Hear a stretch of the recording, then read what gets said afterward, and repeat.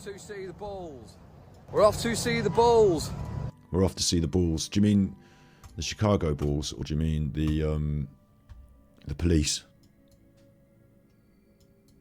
We're off to see the Bulls. We're off to see the Bulls. Don't know a single player. Barely know the rules. But fuck it, because we're going to see Chicago Bulls. Did he just invent a football song? The United Center. Tonight at 7:30 p.m. local time. The New York Knicks take on the Chicago Bulls. Right, we need day 7. The New York Knicks, that'd be cool.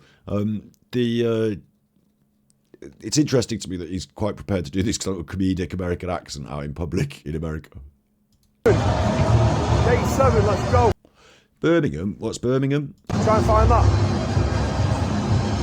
I'm guessing it's next to gate 6. That's Michael Jordan doing his jumping. Look how many balls are going in there. That ring is getting more battered than a weekend prostitute. What? It's loud, Luke. Going in there. That ring is getting more battered than a weekend prostitute. That ring is getting more battered than a weekend prostitute.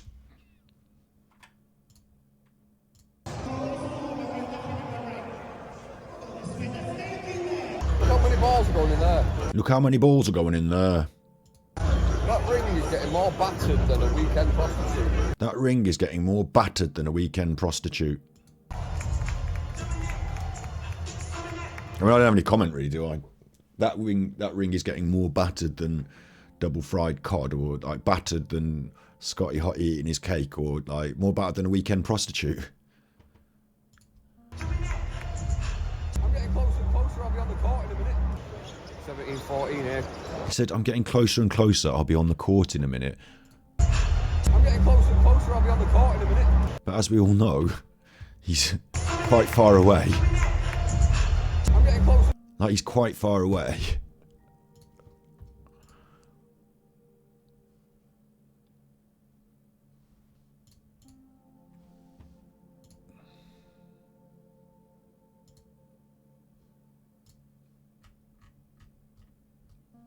This is his community post photo. As you can see, there is the lower deck, and that's courtside there, those darker seats. And then it starts to go up like that. So that's the lower deck. And then you've got this upper deck, like this upper tier. And then above it, you've got a second upper tier there. Like Luke appears to be in the upperest of upper tiers. Quite high up. Quite far away. You dislike Jimmy Carr? I don't know about Jimmy Carr. Sometimes I think he's funny and sometimes I think he's not. Like, you know, sometimes I think he's deliberately just a bit crude to be funny, like, and a bit rude, like mean / like up his own arse. I think obviously with a lot of them, when they start out, they might be a bit more humble, and as they finish up, they might be a bit more up themselves. I certainly like edgy, extreme, rude humour that's like Frankie Boyle, Jimmy Carr, like those sort of people that say things that are, people go, oh my God. I kind of like that. So as long as it's on the right side of being like, I suppose there's a political angle to it, isn't there, with Frankie Boyle? Because, like, you know, but like you see, that's what I was saying. Roy Chubby Brown, like, you can be offensive. Like, you can do Bernard Manning, and I can go, oh my God, because it's actually bad, not because it's funny. But you can do Frankie Boyle, and you can go, oh my God, and it's actually funny and politically aligns with what I think as well. So yeah, I don't know. You can't beat Billy Connolly. Well, you can now, because he can't escape very fast, can he? Oh my God, he's not very good at defending himself, is he? Oh my God. See what I mean? Anyway.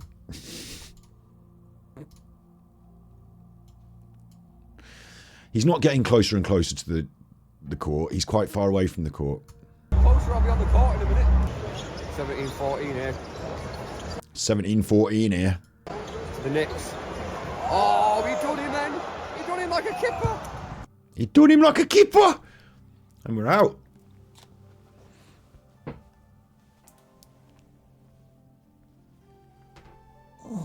And we're out. So strayed out of the area of Chicago, strayed away from the city slightly, and I've been told, and there's a few obvious signs around that I'm in the west side of Chicago. Probably don't flip up gang signs. and I've been told, and there's a few obvious signs around that I'm in the west.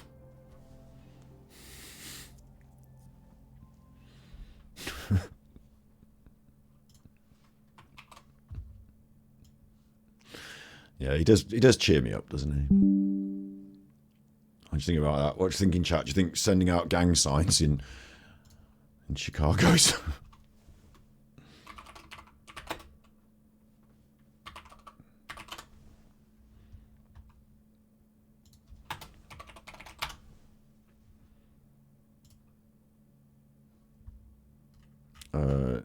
Chicago Bulls?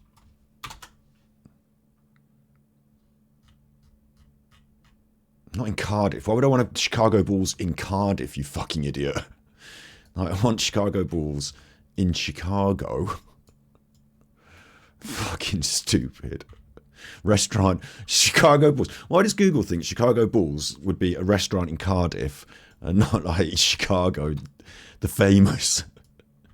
Like, where is it? It will have there'll be like he said West Side, didn't he? Never eat shredded wheat, so that's this end. And there'll be might there be like a stadium or something? It's got to be on here. No, it's got to be on the map, hasn't it?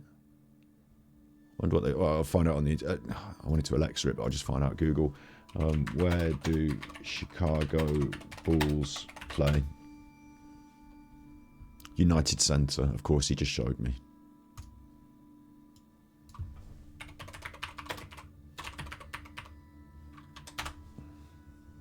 Oh. Okay, we're much closer to the city than is where he's saying like, oh, I'm in the west side, but he's staying like where he's stopping is like up over here, isn't it? Like, where is he stopping? I've forgotten now exactly. It's Berwyn. There it is, Berwyn. Like, he's staying much further west than. Like, he's not in the city of Chicago, is he? He's in this suburb called Berwyn, which refers to itself as its own town. So he's in Berwyn. And he's travelled to the Chicago United Center. So there's every chance that he hasn't actually made it to the centre of Chicago. Like, he passes through the west side. He's on the west side. But this is the western side. So I don't know which way. Maybe he's walking from there back to Chicago now. Like, you know, for some dinner or something. Or maybe I don't know which way he's walking, but this is the area of the United Center, isn't it? So, and I wouldn't know actually off the top of my head whether this was dangerous.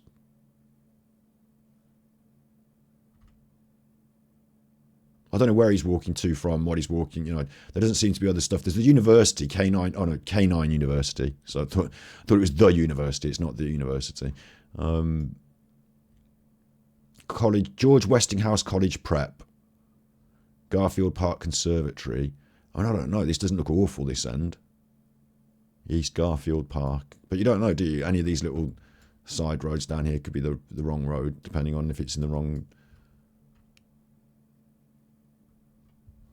Where are Chicago's hoods?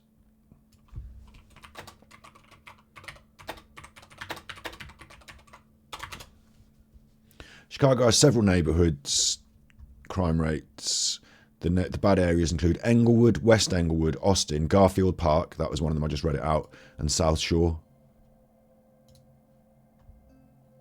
So that's East Garfield Park, Garfield Park. So this area here is listed as being a bit dodge. It's quite close to where he is. Maybe he's walking from there to Berwyn. You know, it's too far to walk to Berwyn, isn't it? You're right. But, you know, he might walk towards the place he's going to and then hop a bus. I don't know. Like, it just seems like if he's walking somewhere, he could walk into trouble this way, I suppose. Let's have a look at this area. I mean, it looks like everywhere else in America, doesn't it? Big wide streets, blocks. And I don't know if it looks threatening to me, but you just don't know, do you? Like, it's depending on who's living there and who's on the corners and doing what. Like, whether you get someone come up and question you on the street. I always feel like if you're just walking on a street like this, you can probably get to your destination unmolested if you just sort of head there.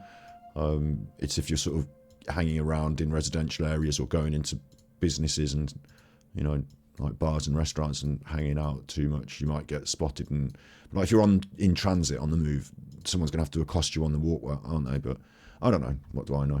I'm just chewing the fat, so to speak. West side, anyway. Side of Chicago. Feels a little bit sketchy. It is what it is. I've been advised to get an Uber up here, but I like to live life on the edge. When it's my time to go, it's my time to go. Yeah, there's not many people knocking about. Or does he literally just mean around the stadium is on the west side? Because surely, even if it is, like, you know, on the west side, etc., so to speak, then this area around the stadium must be fairly, like, there's a library there, look.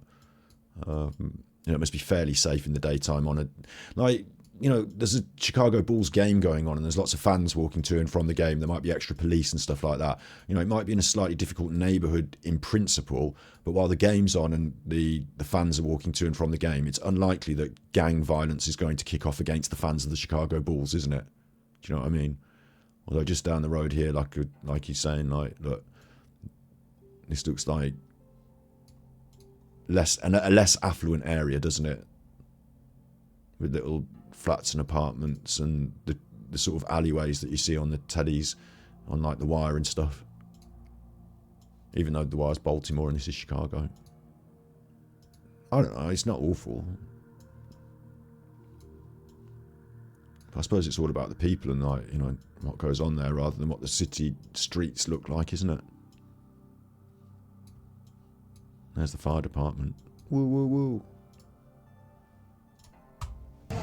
Well, if you go and watching Man United, I mean, there'll be thousands of people knocking around now. Yeah, and also, there's a good point. If you're going to watch Man United, then he's foolish in two different ways there. If you're going to watch Man United, or another good example is Liverpool. Like, you can go and watch Liverpool, and you can literally walk to the ground through some of the worst areas of Liverpool. And, like, you know, on any normal day, you might consider not walking through them, but because it's a match day, you probably get away with just walking through the area. I don't know exactly what the lay of the land is around Manchester United's ground, but, like, you know, there are some dodgy areas in Manchester that you really wouldn't want to walk around.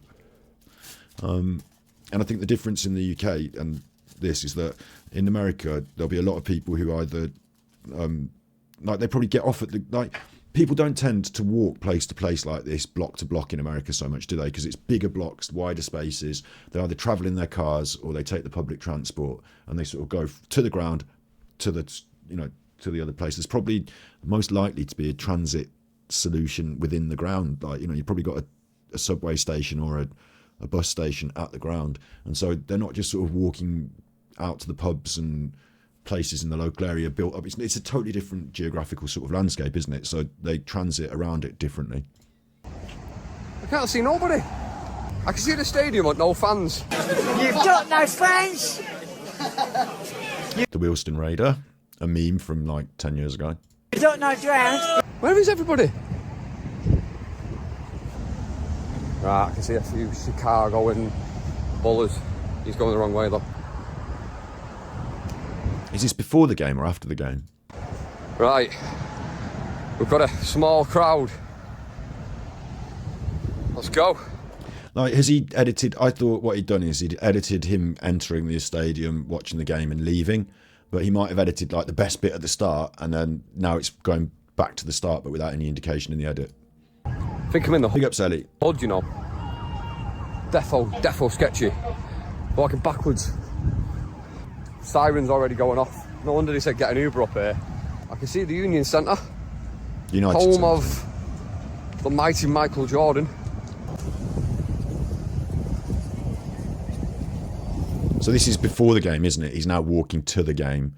And if he's got much sense, I mean, maybe it would identify you in a colour, like a gang colour, but if he's got a bit of sense, he might want to grab one of these fan-based pieces of material and just wear it so he looks like another normal fan. Like, if you're in gang area. But no, you're just by, you're not in gangland area, really, are you? You're just by the stadium. Right, we're going in now and apparently we see Michael. How are we going to get screened first? No guns. Damn. Here we go. We're inside. It's absolutely fine. Here we go. Let's see what's going on in here then. Some basketball head. There's the big man.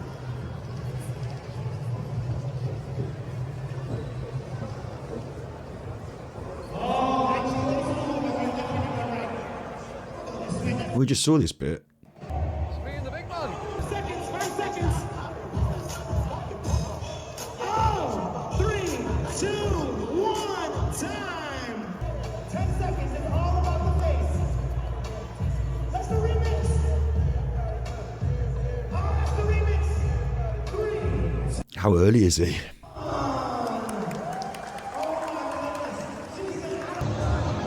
What's going on here then? Also, it's giving me seasickness, all this shaky cam bollocks. Right, we need gate 7. Gate 7, let's go. Try and find that. I'm guessing it's next to gate 6. Off to see the balls. Oh, I've done that bit, haven't I? Get myself a souvenir, one of them big fingers.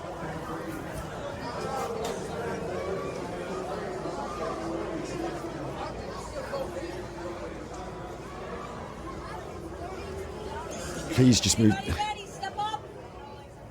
$140 for that.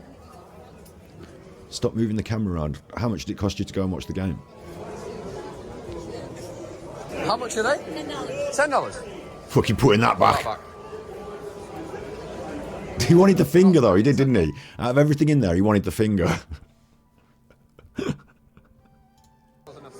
Finger. I think I'm at the very, very, very, very back. I don't think there's a seat behind me. I know. Basketball seats are extortionate. Extortionate. I can't wait though. Oh, sorry. Sorry. No, it's okay. You made the shot better. Hey! He made the shot better. The shot. This is the shot. Seats are extortionate. Walking along, bouncing around, stuttering on the phone, and then we're going to Oh, I swing can't round wait, to the though. left. Swing round like we're getting seasickness. We're going to look through that. So we're going to zoom it. Oh, she's in it. Sorry. She can't see what you're doing. Like, you just look like that with your phone. She can't see It's that. okay. But that, then just wobble it around. Made the shot better. But you made it worse, Luke. Hey! Hey, Here we go. We're entering the mighty United Centre. please note as well, I do feel this is a strange one, is he's not talked to anyone.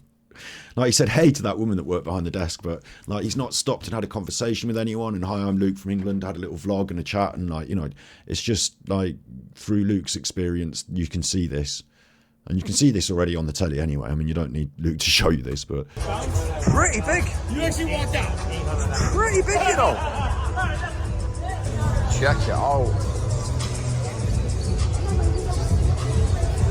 please stop wobbling the camera around. Check it out. Absolutely sick. Life is for living. Gonna do something. Go do it. Game starts in about half an True. hour. If you want to do something, go do it. I could think of nothing that nothing about this experience that I would enjoy really. I don't want to go and do this, so I'm not going to. But Luke obviously did, and he has. I'm quite high up, and the view is actually pretty good. Yeah, this is wicked. This is wicked. Go up to the seats. Row 17, seat 17. Check it. United Centre, Chicago Bulls, home of Michael Jordan. You've said that repeatedly. Do you know anything else about what's going on?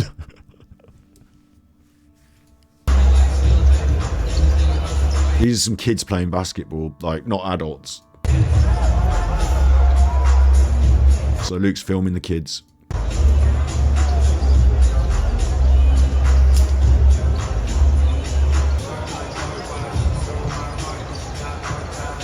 One minute remaining. They don't appear to be particularly good. Skit, yeah? Come on, lad. Oh, come on. This is like the... I don't know, this must be like some younger team or something, like warming up. I love the way, again, I don't know what this is, so there you go. I don't know what this is. Like, why don't you ask someone? Why don't you find out? Tell us. I don't know what this is. Go on. Is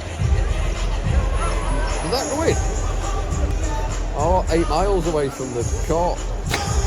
You can't even tell if the fucking ball's got in the hoop.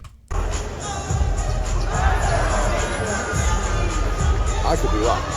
I could do that. I could do that. Viewers under unobstructed You wanna see the exits reality? using the staircases located on the north, south, and corners of the building. Then proceed to the first floor and exit the building. If seated, That's how close I am. My group's pretty. I understand you've got the furthest seat you can possibly get away, the cheapest possible seat you can get.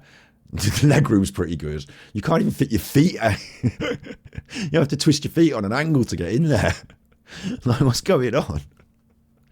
Praising it, like, doesn't want to say on the internet that, well, I spent loads of money doing this and it's not all it's cracked up to be. Like that, the Eclipse was bad, at least it was free. This I've spent loads of money on, so it's fucking brilliant. This I don't know anything about basketball, don't care who wins and loses. I'm as far away as possible as I can be. I've not talked to anyone. in the corners of the building. Nobody's here yet because I'm here like 2 hours early. Then proceed down Should the have worn my stairs. Jordans. I've got my Oswegos on. Missed the trick there. Oi, oi, what's going on here? What's going on I here know. is there's nobody in the arena, Luke, because everybody that normally goes to watch this is probably having a drink somewhere or a chat to some people. Like, it's too early to be sat in your seat. The New York Knicks are the favourites, but I'm predicting a Chicago Bulls We can't hear what you're saying. victory today.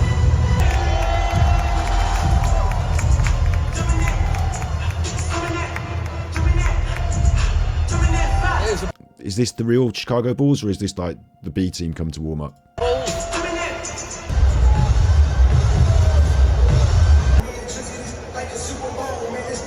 That one missed. Come on, get it.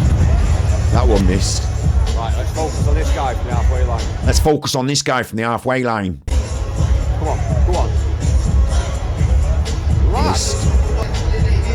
Let's go. Missed. So that's 4 shots that he's missed now. Come on, mate. You're 5. playing for Chicago Bulls here. This is your home turf. Hooray! Tell you what, yeah, there's only like 10 minutes to go.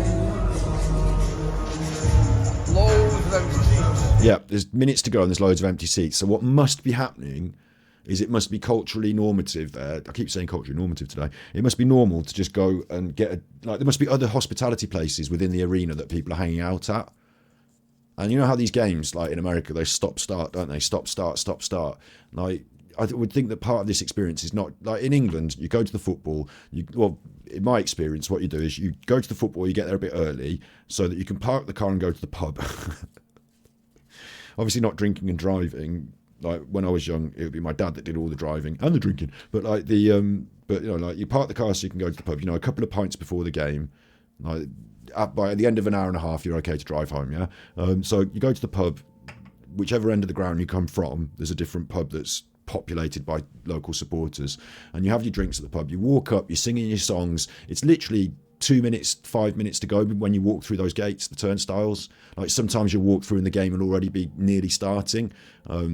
Within a 10-minute window, you know, like you're there just as the thing is, because you're part of the crowd that's filling up. The songs are going, the atmosphere. What Luke's missing here is he's not part of the actual culture. So he's turned up at the ground, yeah. Now, it's the equivalent of going to watch Man United and not going to the pub beforehand, turning up at the ground an hour and a half early and sitting in your seat. You'll miss all of that other culture that's going on around. So all of the actual Chicago Bulls fans are somewhere else right now, and Luke's missing that part of the culture.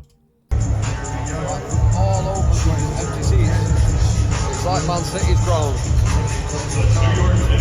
It'll obviously fill up, won't it, Luke, when the game starts? It stays like that, and if there's a better seat somewhere lower. Oh my God, can you hear what he's saying? He said, if it stays like that, and if there's a better seat somewhere else... No, Luke, you will not be permitted to go and sit in it, because you can't just wander down to courtside and say, hey, like on the plane there was an extra seat, so I had 2 seats for myself, and there's one over there that no one's sitting in, so can I go and sit in there? I'm from Manchester, me. Like, you can't do that. You're obliged to stay in your part of the ground. The stewards will check to see if you've got a ticket to allow you entrance to this lower level, and you won't have. I'm going to go and get it.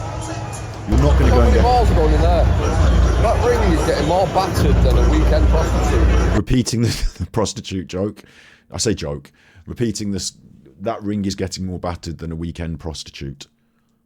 And like, what does he mean? That her bumhole gets battered? Or does he mean that the ring is getting battered and so do women? Or does, like, why battering and the ring made him think up weekend prostitute. And also, what does he mean by weekend prostitute? What, in the week they work as something else? What does he mean? Or a prostitute is busier at the weekend? I don't understand what the concept of this joke is, really. I mean, I do kind of get it, but... Fuck it, I'm doing it. Fuck it, I'm doing it. Oh my God, look at him. He seems like a terrorist.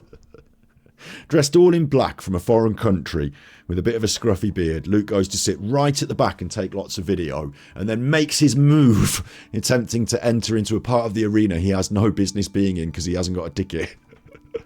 Trying to get a better seat. There's a massive row.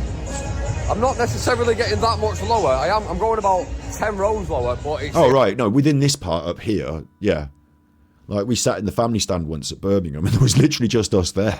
So we could sit wherever we want. I mean, that was years ago, 4th Division stuff. But yeah, like, you know, within this area, yeah. But you probably want to wait till the game gets started, don't you? Because if someone returns to their seat with their hot dog and chips and whatever, and you're sat there... Angle. This is a... yeah. There's all tellies up there so you can see the game. Let's see if I get away with this. Right, check the new seat. It's basically the same. It's only the zoom on your camera that's making it seem better. We've improved. Look at all these seats though. Yeah, because people haven't sat in them yet. I mean, I don't know. Maybe the game will start and it will be quite empty. Maybe they don't sell out. All of them. This is just like Man City's gone. There's 5 minutes left to go. He's having a pop at Man City because they haven't got enough supporters. Way. I reckon I could do even better than this. That front row just before that wall there. Right, if no one's there in the next 10 minutes, boom. Luke, you're literally moving 4 rows forward. It's not like... This isn't some sort of MI5 operation to secure a better seat. If no one's sitting there in a minute, I'm going to just sit down there in a minute. Just move forward a bit. That's fine. Hack. Life hack. Right, we're about to kick off. Look at all them seats still. Tip off. They call it a tip off. Features the New York Knicks and your Chicago. That's what he's interested in. That's what he wants. That's what he wants. He's got his eye on it. The basketball's not that interesting. What's more entertaining is the game of can I get a better seat? Luke is basically not prepared to pay for things, but he wants them. So he's going to take them with a hack. My name on it. Give it a couple more, I'm doing it. Fuck it. I'm doing it. What's up, Wolves fans? As you can see, it's fan appreciation night. We lead the league in attendance basically every year, and we just want to thank you for continually showing your support night after night. So on behalf of me, the team, the organization, thank you guys very much. Go Bulls. Now, please rise if you're able and remove your hats for the national anthem. What? Here to perform the Star Spangled Banner, What? known as the National Anthem Girl on YouTube. Oh, look at those and Instagram. hotties. Wait, Luke's got something that he can video, though. A couple of young hotties, he can video them. It looks like maybe it's a mother and a daughter combo. He'd love that. Well, Alan would. A little few couple of hotties.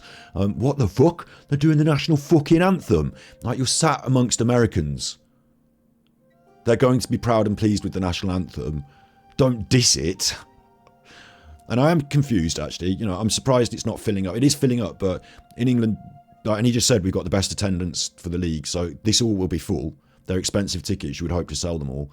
You know, in sporting events that are high caliber in the UK, you would expect to fill your stadiums. So I would be interested to see if it doesn't fill up. But that doesn't mean those tickets aren't sold. It might mean some of those people just don't sit in them all the time because there's a bar behind and they pop in and they pop out and they've got so much money. It's like, you know, it might be that. Please welcome 8-year-old. Like, basketball is not the same pace and frenetic, like, constant as it is in football. So Right, stop. Sophia Gold. Shit, this all got to do the national anthem and sing.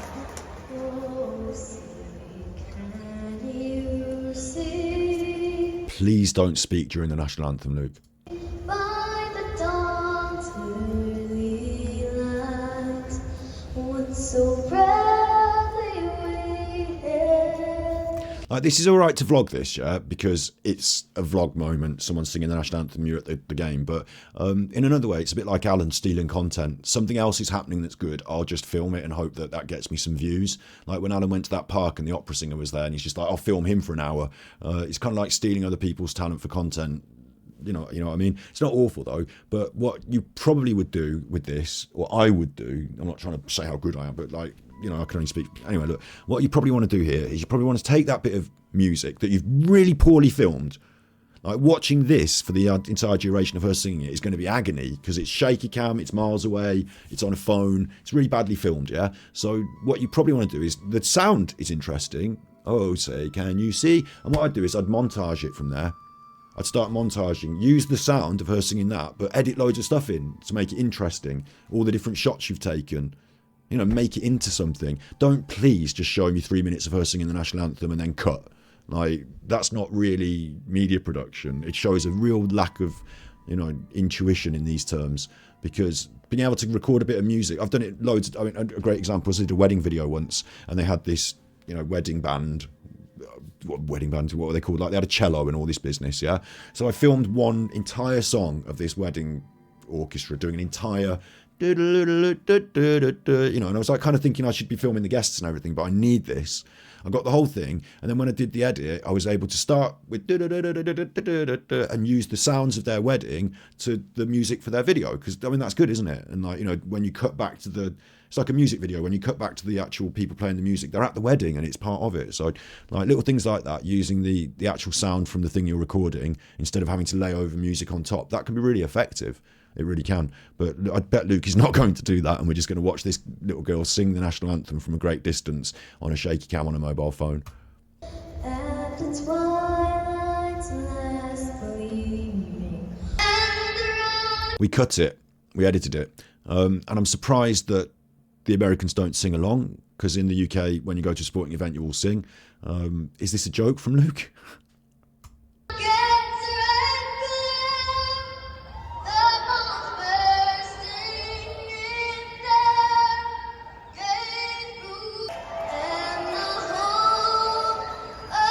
Well, at least we didn't have to sit through the entire song, eh? But it's the third instance of Luke's filming a child during this trip to the Chicago Bulls. Okay, I'm being mean, aren't I? You know, we've had the children playing basketball, we've had the children in front of him in the audience, and we've had this child. They're all supposed to be there, and you're going to film them. But it is the third instance of Luke filming a child. You've all gone quiet in chat. Are you all right? There's 48 of you. Respect. Moved again. I'm getting closer and closer. I'll be on the Bearing in floor. mind, listen, I'm just trying to create levity here. I'm just trying to create a bit of entertainment and humour out of what Luke's doing. Yeah, he's going to be the butt of the joke. He did pick on me, didn't he? He did say at Super Chuffer is a bad person. At Super Chuffer is a bully on the internet. So, like, you know, he did start on me. But it's not awful, this. Like, it's not the worst thing he's done. It's just... it's the sort of video that you could make if you went on your holidays to see the Chicago Bulls yourself. Or any, like when I say you'd probably do a better job. But what I mean is, like, any person with a mobile phone can film this at the Chicago Bulls. So, yeah. Fucking go and get in that seat. Oh, he's done it! Although there's that glass screen in front of me. Right, I've moved to that front bit that I said, but there's a glass screen in front of me. I'm going back. I've gone from being kind of over there to here.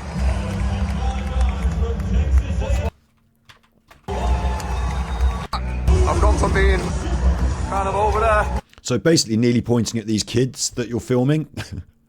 If I was in the audience and you would seem to be pointing at my kids and filming them, I'd be uncomfortable with it. To here. To here. And this guy can hear him. This guy's one of the... I can tell, like, he's got his... You know, he can hear him, and he's thinking, what the fuck is this guy doing? Like, he's seen him walking around, up and down, up and back and round, and he's thinking, what the fuck is this guy?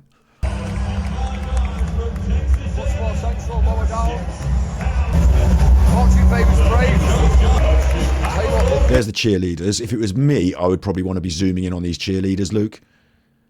Like, can we not get a good shot of the cheerleaders, please? You zoomed in on the little girl singing the song. Zoom in on these cheerleaders for me. Make it right, bloody palaver. It's a right bloody palaver. Look at the cheerleaders. Some of these, like, I can see this one's got the saucy legs. But they've all got the please. Give them the ball and get on with Any it. of them could be a right Kessinger. Here we go.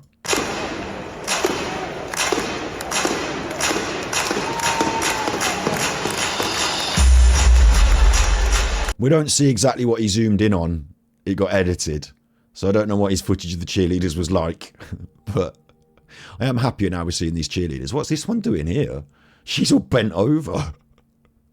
We need to be sat on the other side to get a good view of that. What is that? Is that a cheerleader move? Oh, I see. They're doing the saucy. She was flicking her hair back. Hang on. I'm having that. Let's have that. This is right up my street now. This is much more up my street. Bit of chauvinism. A nice bit of chauvinism for a Sunday. But this is my favourite one. She stood out. I mean, she just pixels on a screen, isn't she? But oh no, was it that one? No, it wasn't that one. See, I can't even tell the difference between them. Total chauvinism. Like they're just objects. I can't even tell the difference between. Forget a personality. I can't even tell the difference between them. But this one's definitely my favourite. Look at that. Did you see that? Look at that. She bent right over. She took a bum right out. Look. She gone bum right out. So that's already brilliant. That's brilliant. Bum right out. And then right over. She's gone right over. And then whoop. The hair comes. Sorry about Luke's shaky bollocks. Shaky cam bollocks. But the hair flicks back. She does the hair flick. She does the hair flick. That's the one. Imagine her doing that in the sea with all the water coming off the hair. There it is, the hair, look, the hair flick. Whoosh. See the hair flick? Whoosh. That's the move. Stick your bum out, flick your hair back. Do you think they teach that in cheerleader school? Look, she puts her head right underneath herself like that. Look how far she puts her head underneath herself for that. Wallop. The hair flick. That's the one. That's the Kessinger. That's the Hottie Kessinger. They all seem to have similar. You said bubble butt in chat there. They all seem to have similar sort of figures, don't they? Like the rump is obviously quite an attractive feature to the owner of the Chicago Bulls. I don't know. But Luke's filming of it has veered away into looking at these referees. He can't just hold the camera still and film something. He has to fucking wobble around like he's fucking drunk. And that puts us like watching it like we're on a boat. Look at them. Why have we cut that? That was the best bit. Go. Yes, look, there's like 10 of them all moving at the same time in sync, all shaking the hips. And now they've gone. Fucking hell. He's filming them leave though. Is he whistling at them? Right, they've gone now. I don't know if his heart was in it filming those cheerleaders, you know. I do worry about Luke. You know, remember he said that his favourite person at the children's home was that little girl who wanted to be a boy, and he was helping her to transition to feel like herself and being like a boy by getting her hair cut like a boy. And then he held her down all night. 6 hours, 9 hours all night. Can't remember the exact time, but held her down all night in the room while she screamed. Like, he admitted to that. It's all things he said he did. So...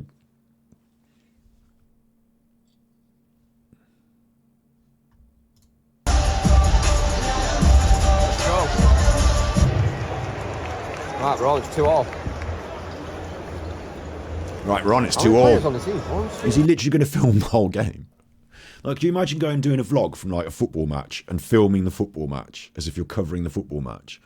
Like the experiences of going to the football match, the people you meet, the food you eat, the places you go. Like this part is actually kind of, for a vlog on the internet, this part is a background feature.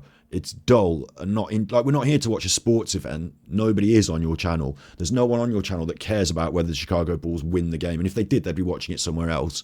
Like this is, you want to get a few snazzy shots of someone doing a dunk or something close up and just throw them in as the edit. Like the main thing is all about the experience. Like every now and then the scoreboard, right, it's coming up close to the end and things are getting stressful. People are all getting excited, or, you know, like describe what's happening in a sort of human way, but not, it's 2-all, it's 3-2. He's done a good basket. 3, 4, 5, is that it? 5 each?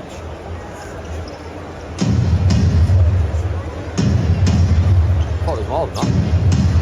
Why have you got loads of music playing and like drums and that? Why has he got loads of music like and playing and drums like that? Like, ask someone and get them to tell you about it. That's a beast. And to actually call this right, like there are loads of empty seats, aren't there? Like my guess is people just don't take their seats all the time. These will all be reserved. They'll all be season ticket holders, surely. You know, this is courtside. This is expensive seats. So maybe people with loads of money who own the seat outright just don't always turn up. Sometimes they're in the bar for a bit. You know, they might come out for a bit. You know, maybe they're in and out more. Or maybe it's just not very busy there and it's like surprisingly not busy. Oh, he's lost it. Oh, he regained it like an absolute gangster. Go on. Luke used the phrase gangster then as well, which you'd want to be careful about. End-to-end stuff, this. Luke, it's basketball. It's end-to-end stuff because there's only to the two ends. You can't go anywhere else. They don't spend any time in the middle. It literally goes end-to-end. That's what basketball's like. They score like 100 points a game. Oh, we've got an injury. Man down. Man up. It's not an injury. It was a foul. It was a foul. It's a non-contact sport. Got drums going on. When the game's on. Get in.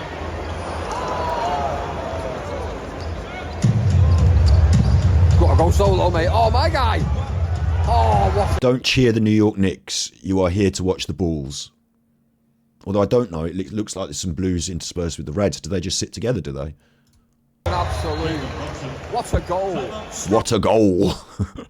Striker. I mean, he knows that's a joke. He knows he's self-aware there. He knows that it's not a goal. Oh, what an absolute. But he does sound like Alan Partridge. What a goal. Striker. Striker! Right, is that...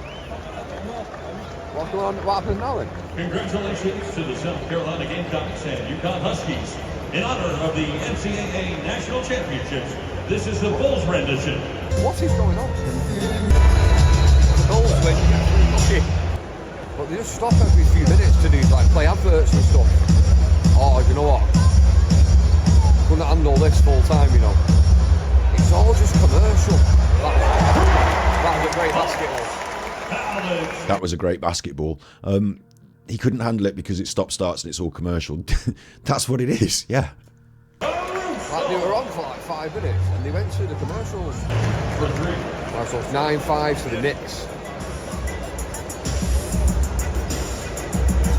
Also, you'd think he'd like that because he says he's got ADHD, doesn't he?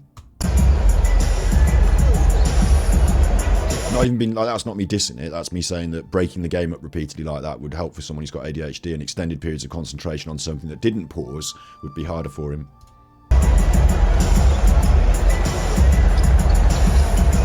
Go on, in your pop.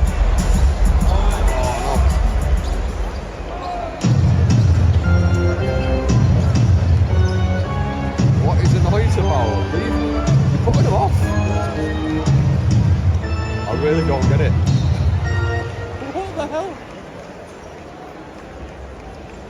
Now watch, go off again. Another advert. Oh, you have fun.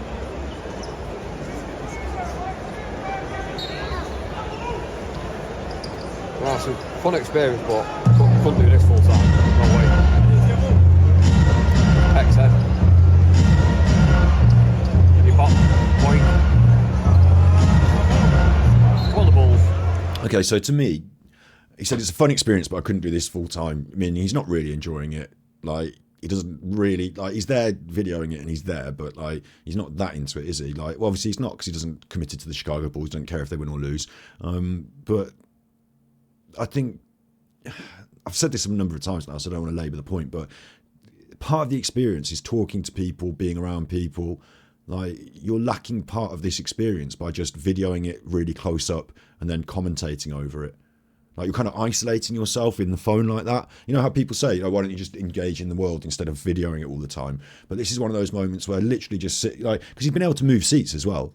So he could, like, start talking, hey, I'm from England. Does anyone have a quick chat with me and tell me what's going on? Like, not everyone will, but someone might say, oh, don't come and sit with me, I'll tell you. So this is a this and this is a that. And you'd be like, oh, this is, like, Patty that I've met and she's telling me all about this. And, you know, like, there's so many ways you can sort of enjoy yourself or enjoy the experience and, you know, make something enjoyable here.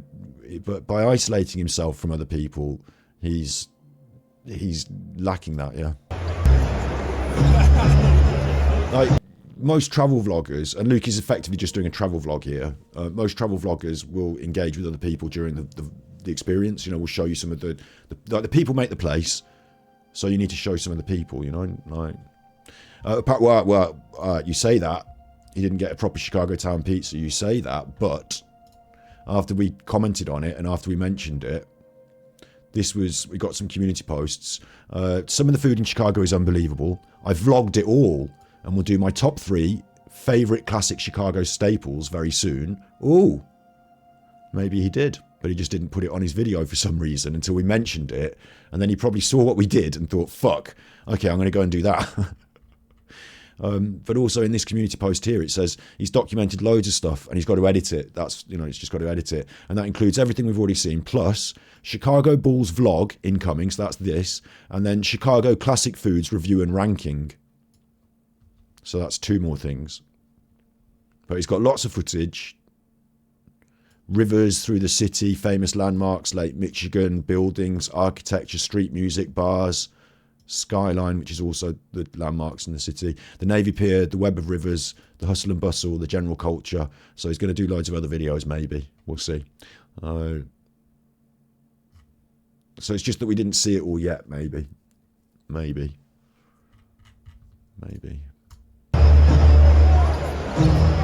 Let's follow this intense music.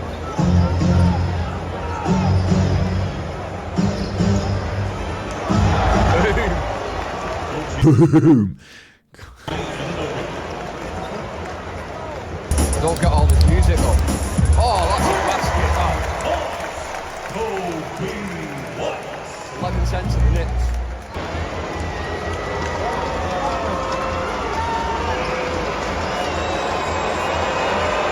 I mean, literally, the majority of this video is the fucking basketball game. And I imagine over the course of the basketball game, there will be baskets on both sides. One team will score some more, the other team will, like, it'll go like that. And then towards the end, one team will sort of pull ahead and it'll become more clear who's won. Or it'll go right to the edge.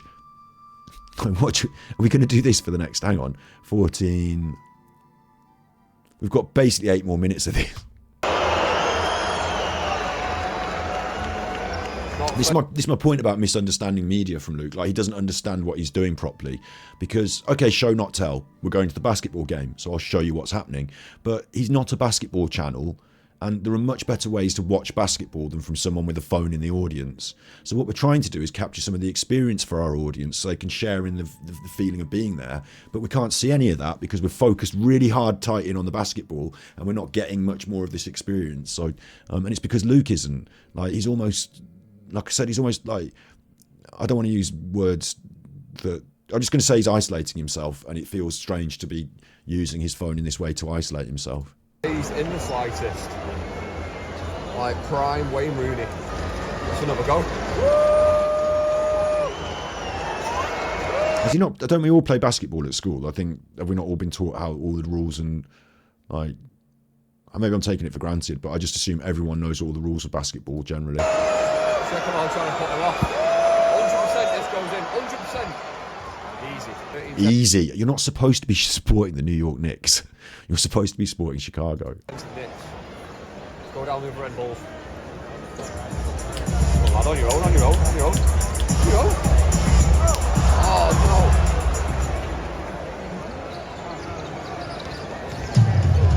no. Oh, this is nice.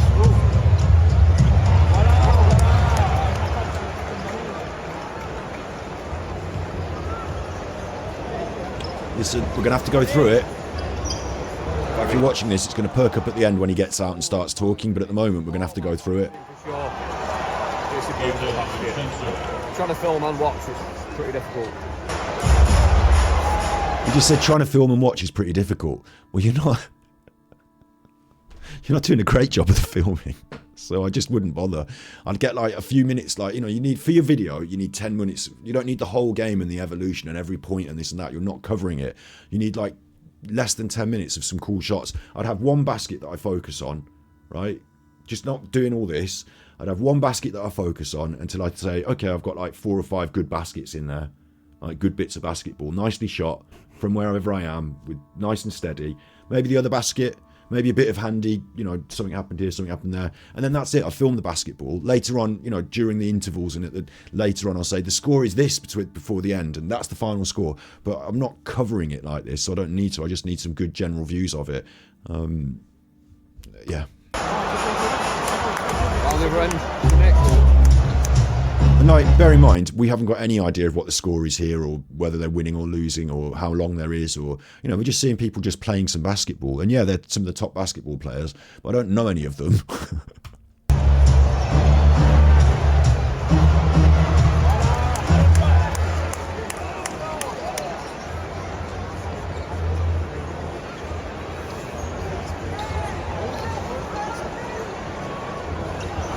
Oh, no.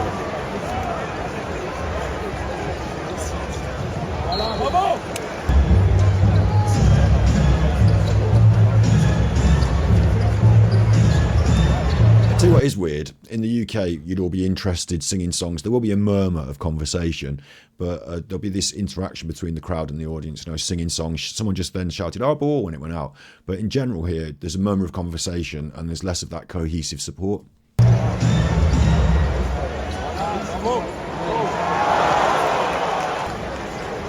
Little substitution going on. Penalty. Is that what you call it? Free throw. Right, we've got a great shot of it. Definitely in. Easy. Easy.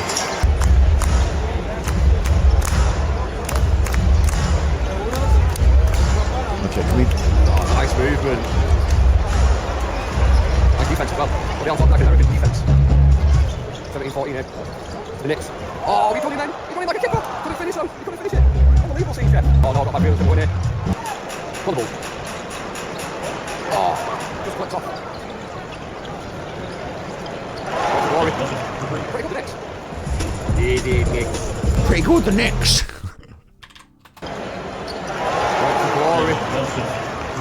Pretty good the Knicks. Pretty good, the Knicks. Should have sat at the other end. Maybe for the second half I'll get up and I'll move somewhere else where the more Knicks fans are. Easy Knicks. Still pretty. Another three-pointer coming up. Really? I'll tell you what another consideration is, right? This is Chicago Bulls versus New York Knicks, yeah?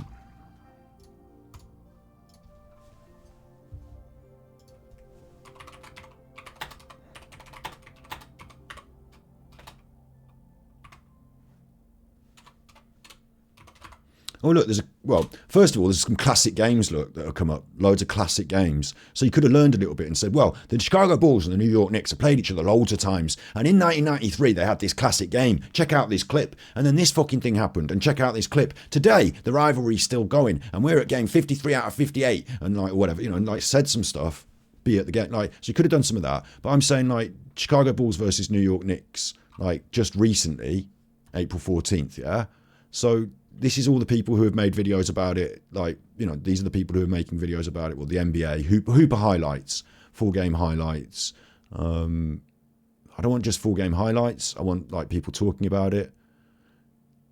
Knicks versus Bulls recap and reaction. No, I'm just looking for the people like who are.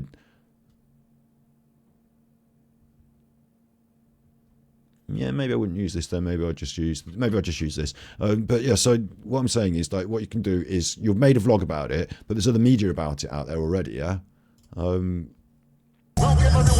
Like so you could literally edit this. Smart. This is a different game. This is a different game.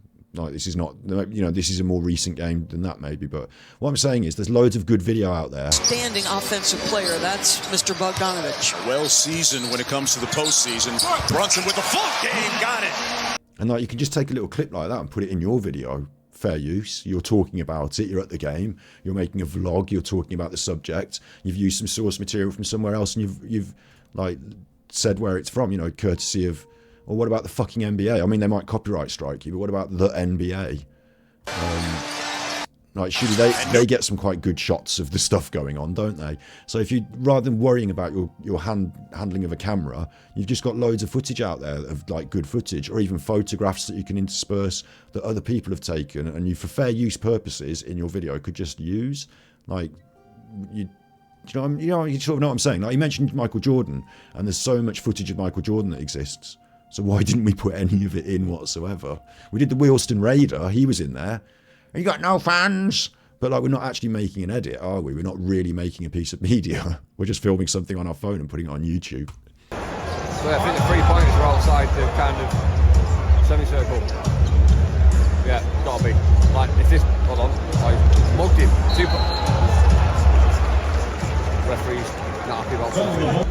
Like, obviously I'd want to get some of my own footage, but knowing my limitations and what I'm there to do, I'd say all of this is going to be videoed by someone else in pure HD 4K. It's going to go on the telly. I'll be able to get shots of that. Even if they want to do me for copyright, I can use still frames. Like, I'll get a bit of this myself for my vlog, but if I need extensive footage of the game, that exists elsewhere, much better than I could record it.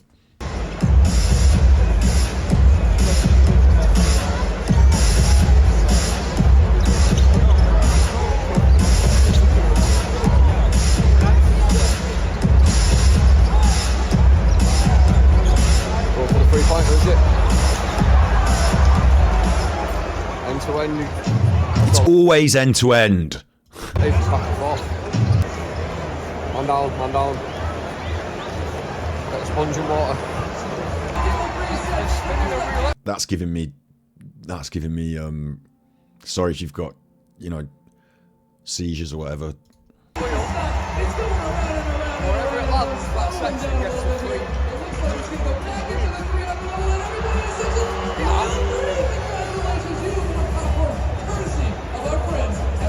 That was my seat, and I've come over here to sit down because I thought it was better, but I should have stayed in my fucking seat. Oh no! That was the second time we spotted it, and they won the first time.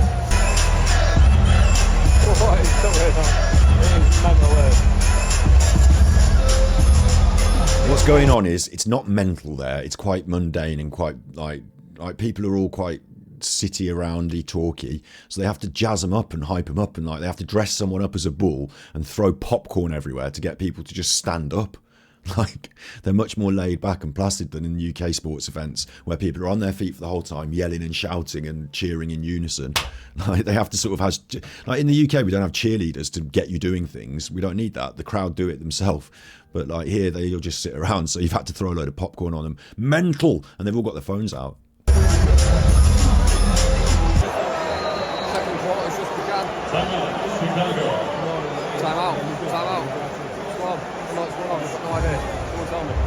It stops like every moment. It's so dark, random. On this fan appreciation day, we are so excited. I don't know what's going on. I've got no idea what's going on. I don't know if you can hear Luke there in the background muttering, but he's saying, I just don't know what's going on. I've got no idea what's going on. And what he means is that in England, football is better because they don't keep stopping it for advertising. And the Chicago Bulls, as exciting and wonderful as they are, you stupid Americans. This is what Luke means. It's not my opinion. I'm speaking for Luke here. I should do it in his accent. You stupid Americans, right? There's too many adverts. They stop it all the fucking time. And I'm fucking fed up with it. You should come to England and watch a proper football match. I paid for this and it's shit. This isn't as good as football. You should know better. Like, that's what he's basically trying to say, isn't it? It's a different style of presenting the sport. I don't like it. I don't want to watch a game that's stoppy-starty. But what they do instead is they make it end-to-end, don't they?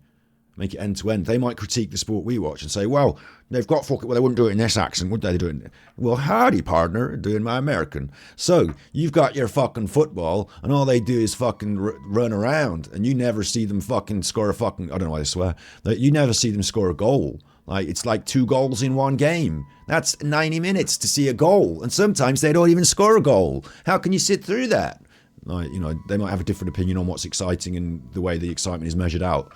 And then they also do all this stuff as well, which, like I just said, I think this is just to sort of create some fake excitement because everyone's bored while nothing's happening. But I do quite like the cheerleaders. Chauvinistic as it is, sorry that I just am who I am, like, but you're going to send on a load of ladies all dancing and running around. I'm going to be like, ooh, hello. That caught my attention. So it's not all negative. Loads of like, look, In fact, to me, I might get bored of watching the men put the ball in the hoops and look forward to the bit where the cheerleaders come on, to be honest. come on. I just don't get what this is.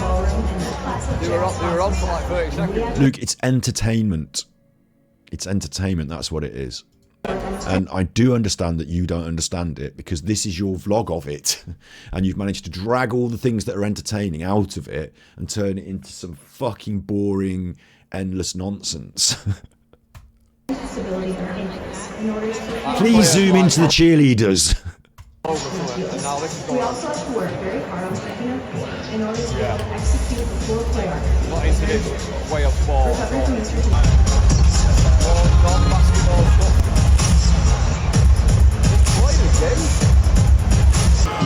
So unlike Like, do you think he videoed the cheerleaders in one long thing and then cut it up like that? Because when he talks about editing his videos and whatever, I think what he does is he gets his phone and he says, like, I think this is a function you can do on the phone. I don't know because I don't use my phone like this, but I think he presses record and does a little video, and I think you can just carry on, like pause the recording, carry on recording, pause the record, carry on maybe, and he just makes one long video on his phone that's all the little clips, or maybe he does it individual clips and then sews them together all together like that. But it looked like what you would have done is film the entire cheerleading session, like just held your phone steady, yeah, and then at the end edit out the cool moves, like into little montage. But what he did then was he just put clip a cheerleader, clip a cheerleader, clip a cheerleader with no, like, why does the clip start and stop there? Like, what's going? It's just like, it's like you sat there not looking at it and went, okay, record, stop, record, stop. Is it still the cheerleaders? Record, stop. It's like he did that. Like, I know that I'm like having a pop at him in terms of media production a lot, and to be honest, it makes me sound a bit sneering and condescending, but it's obvious to everyone, isn't it? This is just some guy on his phone doing the worst possible job you can do on the internet after having a pop at me and my channel and all my stuff, having a go at me. Like, bear that in mind, coming on trying to start a community like hate campaign against me, trying to rally a bigger YouTuber to try and jump on board a bandwagon to go against me. Yeah. He did the Peter Folding interview, didn't he? He was right up Peter Folding's bum.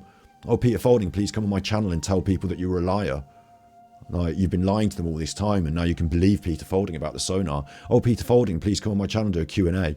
Like, oh, you've got to pay me money for the questions, everyone. Like, you know, come on, this is this guy. So I'm within every right to maintain a focus on his content and see what he's doing. I actually think this is also a process of trying to hide, trying to sort of become a benign YouTuber. No, I'm not that political. I'm not doing anything like that. I'm just doing YouTube, you know, just a nice guy doing YouTube and stuff. And then later on I might show and say something that's a little bit, but no, I'm just honestly, I'm just a nice guy on YouTube, just doing stuff. Don't need to look at me. Just let me carry on. And like, you know, I don't know who's pulling what strings behind, but you've had John Wedger, you've had Peter Folding, you've had Jim McDonald. We've also got to cut and edit off the bit that we did about Ronnie Barker's son. Like, there's a lot of problems with the people he's mixing with and the sort of content he's been making interspersed with this stuff, you know, this benign stuff. He's had a little holiday, but it doesn't make him a great person. in England and football and stuff like that. Oh, I forgot the bits where he worked in the care homes and the halfway houses and the stuff he said about that as well, didn't I? And the stuff he said about Sam Smith and the stuff he said about woke people and the stuff he said about, like, yeah, you know, oh, the stuff he said about liking Andrew Tate and thinking Andrew Tate's a role model and how great he is and how he wants the same things as Andrew Tate and he's not afraid to say that he doesn't want the normal life like you and I have. He doesn't want just a work 9 to 5 and a holiday once a year. He wants much more than that and he's prepared to get it. The fans all mingle together here, so the New York Knicks fans sit next to the Chicago Bulls fans. That's interesting. It's been 20 minutes before something interesting has been mentioned, but finally. Oh, never happened. This kid is in the shot the whole time and he's now looking at the camera where he's being filmed. Football, imagine that. It would absolutely go off. There's a guy next to me that's like cheering for the Knicks. There's a guy next to me that's like cheering for the Knicks. So you look like a Knicks fan because you also have been cheering for the Knicks and you're not wearing branded Chicago clothing and you don't have a Chicagoan accent. So you people are going to assume you're a Knicks fan. You've moved to sit by him. Why don't you talk to the fucking bloke? The guy on the other side is cheering for the Bulls. And me. Yeah, everyone's so friendly, and I'm cheering man. for everyone. And I'm not talking to anyone. But I am filming this kid behind me the whole time. The guy on the other side is cheering for the Bulls. Yeah, everyone's so friendly, man. Whilst being standing, Everyone's friendly, Luke, except you. Who doesn't seem to be making any friends whatsoever. It's a 38 in favour of the Knicks. Although I do assume when the camera's off, the people next to him are telling him what's happening. Because he kept saying, I don't know what's going on. I don't know what's going on.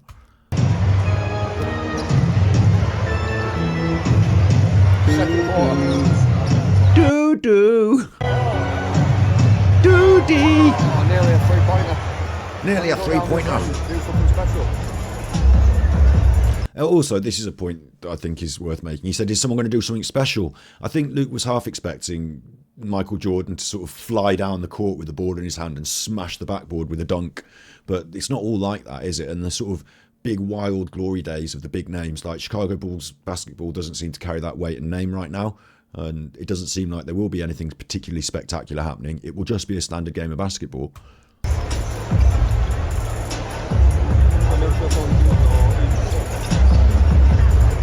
There we go. Gotta be. Surely. There we go. And that's 1 point. Let's have a look.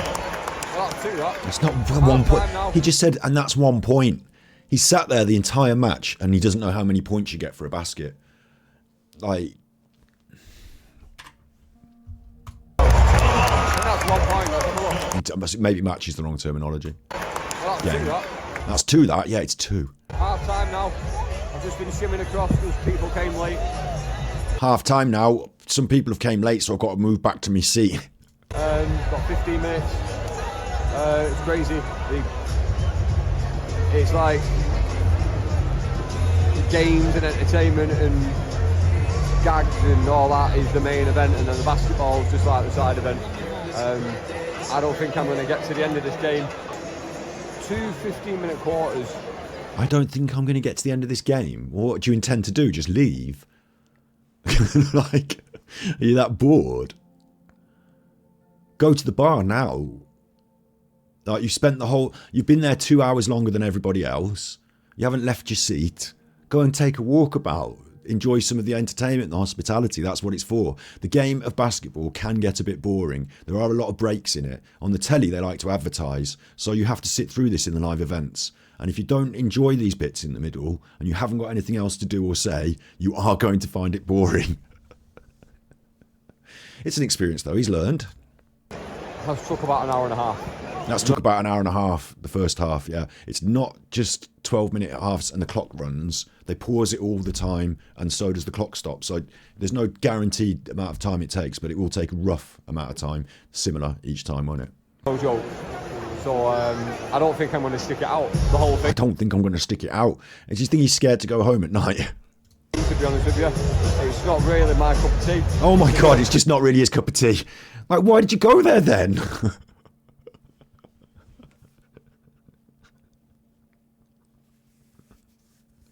Didn't you know if you were going to enjoy this or not? Didn't you have some inkling? Would you like to go? I mean, there are things I will go, like, if it's me, yeah, and I'm in America, the problem I've got is I don't know if I'm allowed to smoke weed everywhere, but it's America these days. Maybe I could, yeah. But if it's me and you said you want to go to the Chicago Bulls, I'm not that into the basketball. I'll go with you. I'll enjoy the experience talking to the people. I might not really enjoy, I'm aware of all this, yeah. And there might come a point where I actually say, I'm a bit fed up now. It's been 3 hours and I have to sit it out and look for the enjoyment in it, yeah. I'm not going to gather everyone and buy everyone a ticket and drag everyone there because I'm not that into it. But if someone was taking me and it was going to be a thing, I wouldn't turn it down, put it like that. In the same way, if someone said, do you want to go to the opera? That can get a bit long. So can the theatre. But you kind of stick it out towards the end if you're finding it a bit tough. Or you can just leave. You know, I did go to the theatre once with a girlfriend and she was from a different country and she wanted to go. Like, this was a good thing. I took her to the Shakespeare. She wanted to go. But halfway through, at half time, when you get the drink, she had a little cry. I was like, what's going on? Why are you crying? You're right. And she's like, I can't understand what they're saying. And I said, if you want, we can go. I don't care. Let's just leave. You don't have to understand what they're saying. It's Shakespeare. I don't understand half of what they're saying. You either enjoy sitting there and letting it wash over you and just, you know, have a couple of drinks, cuddle up to me, you know, get the gist of, and she probably couldn't understand everything I was saying either. But I was like, you know, you either see from the way they act or you just don't, and it doesn't matter. Like, we can leave. You know, Shakespeare in English is probably harder for someone from a different country learning English anyway, isn't it? But yeah, my point really is just that I go to things knowing that they're going to be a bit long sometimes and not quite my cup of tea, prepared for that mentally, so I'll go through it. But like, you can also just leave. It is okay, I suppose. But what I probably wouldn't do is choose an activity that I wasn't going to enjoy on my holiday. I just have it, like, you know how he said he knew nothing about anything before he went there? Did he not know anything about basketball, about how the game flows, about the pausing? Like this, none of this is news to me, and nor should it be news to anyone really. Maybe it's a bit in your face at the game because you've never really seen it like that on the telly, but like, I'm actually really surprised at Luke's admonition. It's only half time as well. It's only half time. And maybe this is why there's empty seats. Maybe people turn up a bit later because it's a bit boring in the first half. Has took about an hour and a half, no joke. So I don't think I'm going to stick it out the whole. And I tell you what I also note is down there on the floor there is what I think are Bucket Boys. What I think are Bucket Boys. Hang on, let me see that. Are they Bucket Boys? What do you think? Are they like playing buckets? The famous Chicago Bucket Boys. Are they? It looks to me like they are. Look, they look. I'll show you some Bucket Boys again. We looked at this the other day. Chicago Bucket Boys. Talking about culture. Like, if I was in Chicago and I saw them, I'd be well up for that. Look, they're at the Chicago Bulls. Yeah, that's the Bucket Boys. So they started out as like a street thing. Like, Tell me about this group. What's the name of it? Man, we Chicago Bucket Boys. You feel me? All right, tell me your names. My name's Sino. My name's Owen. Right. Y'all remember me from last time? Yeah, I know. We're gonna put it on YouTube again. What's your name? Saeed. Saeed Wilson. Tell me the names. Keep going. right, they've all got names anyway, but this is what they do.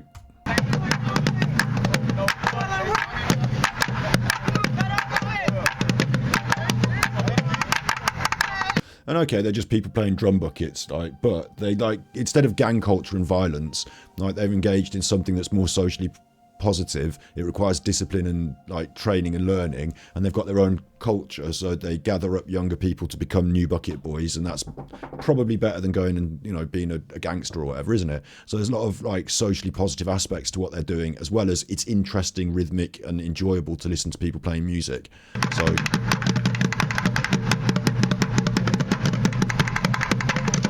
like, the Bucket Boys are a sort of modern grassroots Chicago story. Like, they just are. They're just like a part of Chicago culture.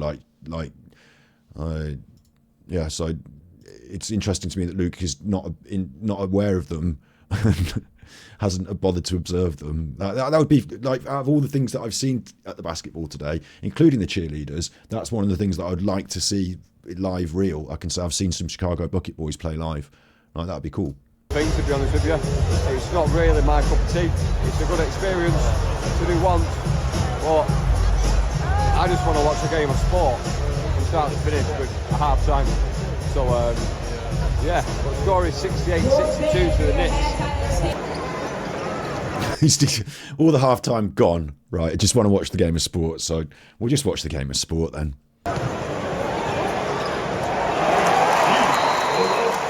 And as predicted, like, the score at halftime is very, very balanced, and it will go very balanced all towards the end, I suppose, because they'll just each keep scoring points. Again,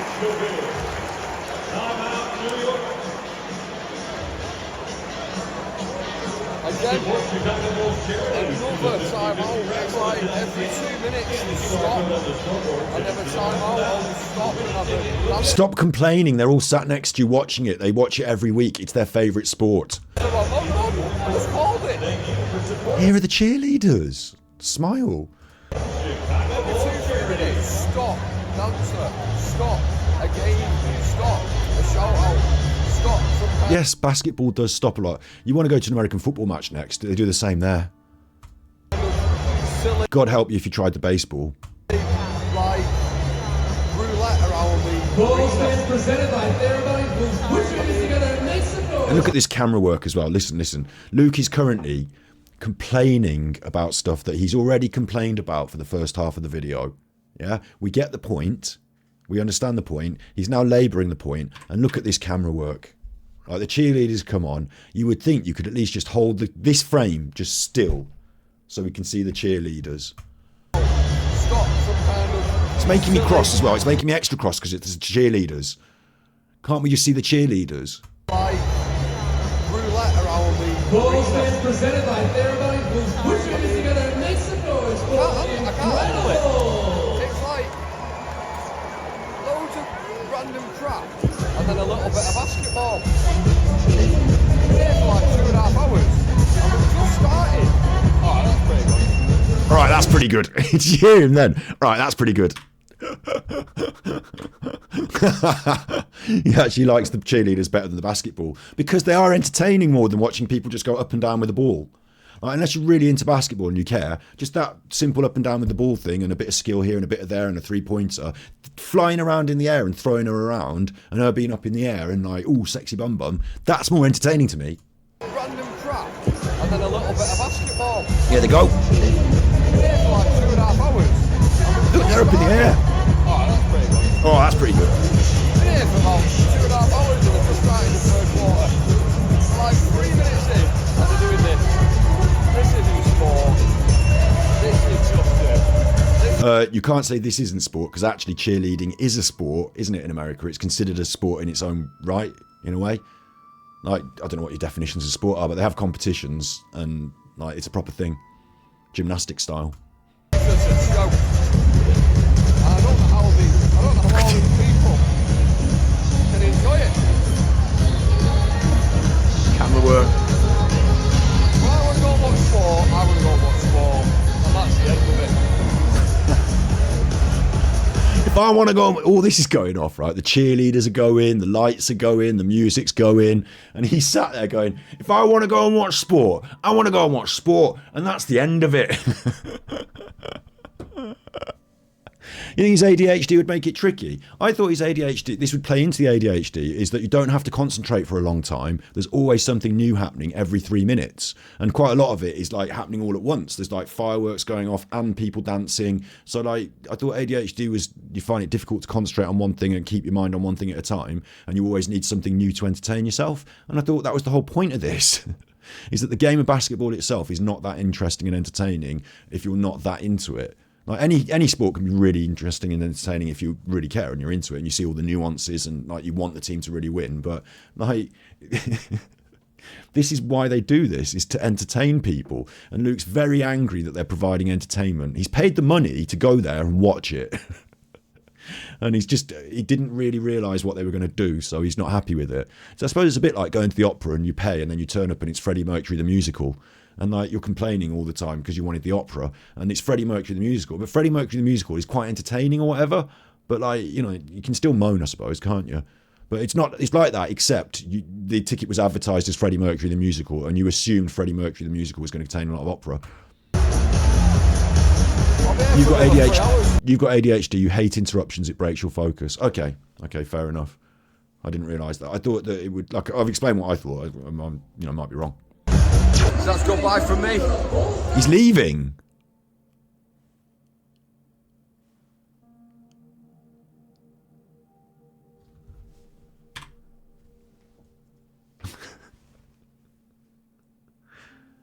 And it looks like the New York Knicks might win. 8 minutes to go in the third. And then there's like 15, is it, or 20 minutes in the fourth? I mean, obviously those minutes are going to take longer, but you should have done it the other way round. You should have arrived late and enjoyed the last half of the game and seen the conclusion. You weren't obliged to turn up 2 hours early. You did. That's the problem. And I wonder if he's leaving because he feels more secure leaving earlier in the evening when it's not dark and he's got to get to his bus and Chicago and it's dangerous. Or I wonder if that's the opposite, because you'd be better lost in the crowd of fans, wouldn't you? Just, less vulnerable part of the crowd of fans. Although I imagine there will be a bunch of fans leaving at this moment as well, because I bet there's a bunch of them who are fed up of it as well, but being 10 points down towards the end. I'm here for another 3 hours. So that's goodbye from me. On the Chicago Bulls. Just not my cup of tea. Oh my God. But you couldn't draw the enjoyment out of it. You couldn't. Right, I went with my dad to see the Rolling Stones, yeah? Me and my dad and my sister, we went to see the Rolling Stones, and I don't give a fuck about the Rolling Stones. I know they do some cool tunes, But, you know, it's not on my list. It's not on my list. My dad wanted to do it, so we did it at Anfield. It was really good. We went to Anfield, and so it was really funny. We went early as well. We wanted to get there early. We went early, and so as soon as we got in, I couldn't smoke, not even a cigarette. It was like no smoking anywhere. And I fuck this, and I had to not smoke until the Rolling Stones came on, and everyone stood up and clapped the Rolling Stones, and I just crouched down and lit a reefer, and I just fucking caned my reefer, and then I was happy. But they danced around. I had a good time, you know. Funky Fact Jack Gun and Black Bad Blast, like, you know, and I got into it and I had a clap and a laugh and, like, you know, talked to my dad and my sister and, like, you know, had a good time. I didn't say this isn't for me. I've been here for 2 hours. I can't smoke. I mean, for a bit I was just sort of sat there, not being able to smoke. But I got into it and had a good time. I just feel like he's wasted an opportunity there to have a good night in a really weird way, because he chose it, he paid for it, he went there and he didn't enjoy it. So, yeah. It's not how long can I go without smoking, Ed, right? The issue was that I expected to be able to smoke, so I hadn't preloaded. Like, I hadn't had a big smoky smoke before I went in. I was just like, we'll get in, I'll smoke a reefer, we'll sit around. Like, I thought, it's a football ground. There's no way I'm not going to be able to smoke a reefer. Like, most of the football grounds I've been to in the 3rd division supporting Birmingham, you're basically outside anyway. Like, in Birmingham, there's a chip van that's in the ground. I shouldn't say this really, but there's like a chip van that's in the ground, like, but it's sort of outside. When you've paid your ticket, you're in the ground, you can't leave. But this, like, corner is in the ground and it's slightly outside. And I just go and stand by the chip van and smoke my reefer, and, like, the stewards don't care. Well, Anfield I didn't know this, but it isn't outside. Like, it's not, the actual ground, obviously a football ground, it's open air. But once you go through the gates at Anfield, you're in the complex of it's a bit more closed off, and, like, I thought I'd be able to smoke, but I wasn't. And then the thing was, it was like 4 hours, 5 hours of sitting there until the Rolling Stones came on. And yeah, I can go through that process without smoking. Yeah, I can do that. But for me, it was the idea that, like, I'm there to just chill and enjoy myself, and I can't just do a smoking. Like, that made me eggy about it. So I even asked one of the stewards, I was like, where'd you go to smoke? And they were like, you can't. I was like, what do you mean? Like, where's the smoking section though? And he's like, there is none, you can't. So what? And he said, if we see you, we will throw you out. And I thought, well, of course you're going to see me, because I've just come to you and said, where can I smoke? So, like, until I was able to hide, I couldn't do it. And, you know, people milling around, you know, stuff like that. It wasn't a hidey situation. So I had to wait till the Rolling Stones went on. But yeah, I could go a bit longer without smoking. You know, I can do a flight or whatever, you know, 8 hours or whatever. But it was just the situation. I was like, what? I'm here to see the rocking Rolling Stones. I just got a little reefer I wanted to smoke. Leave me alone. Not going to throw me out. I'd spoil it for my family. Oh no. But I got away with it later. Anyway, the point is, the moral of the story is, you can go pretty much anywhere and enjoy yourself if you're not some moody bastard. Well, my other question is, do you think he got scared and he had to go home early because you don't want to be out past 10 o'clock in Chicago because they'll murder you? Bulls, just not my cup of tea. So, yeah, I don't care how the score ends. Don't care what happens next. Football, any day. I don't care how the score ends. I don't care what happens next. You could have gone and watched a football match. They have them in America. They have, like... Hang on, he plays for Chicago in America. Obviously, Lionel Messi plays for one of the big American teams, don't they? Doesn't he? Inter Miami he plays for, yeah. So, Inter Miami versus Chicago.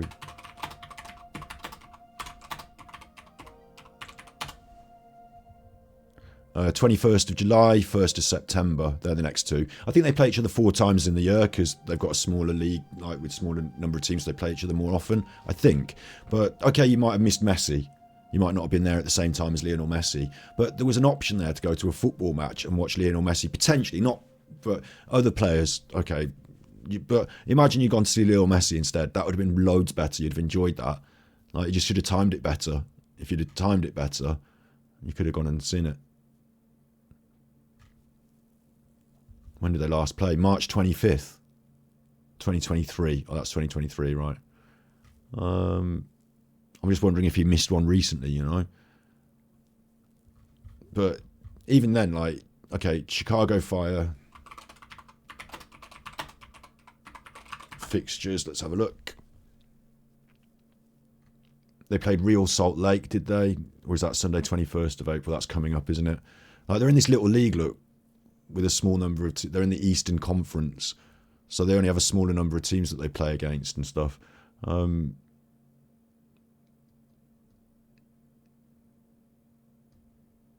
Chicago Fire results fixtures. I just want to see if they played while he was there. Which would be what? It would be recent 14th of the 4th, 24. That's today, isn't it? 7th of the 4th would be Houston Dynamo, probably that match.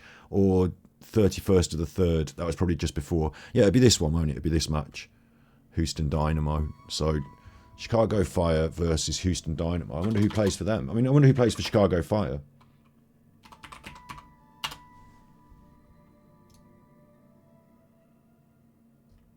I mean, this guy's an idiot, isn't he?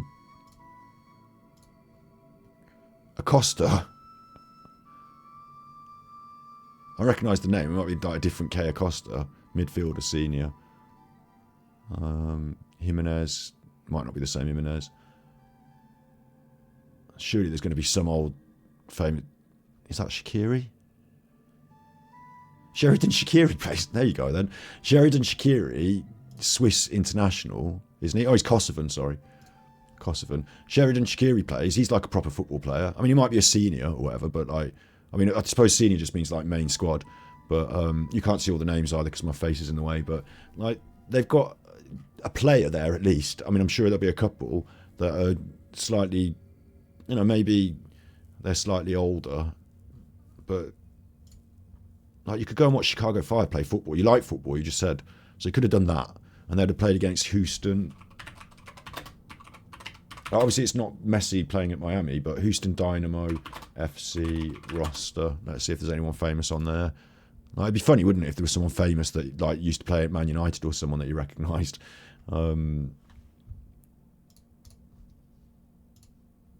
Transform, reset, transform. I don't know if this counts as content or if you think this is boring, but I just want to have a quick look. So I'm just going to have a quick look at who plays for this team.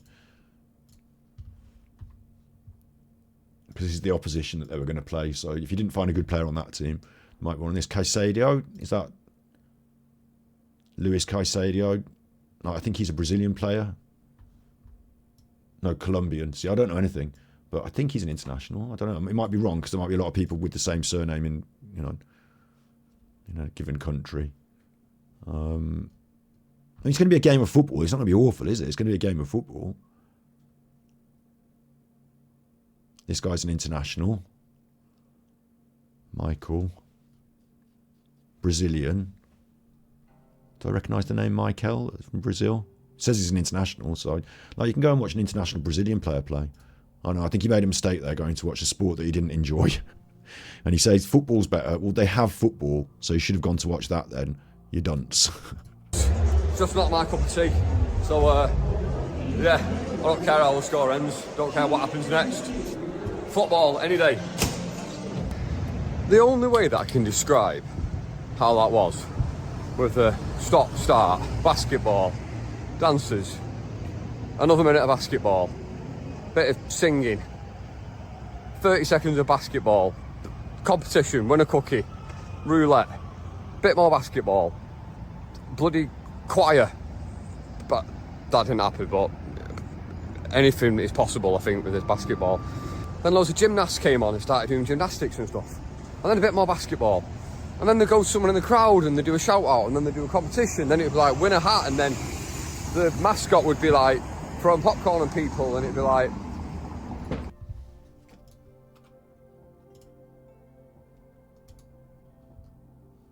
Deal or no deal. £10 Amazon voucher up for grabs. Room 101. Who wants to be a millionaire? Live quiz fun. Catch this ball and you win something.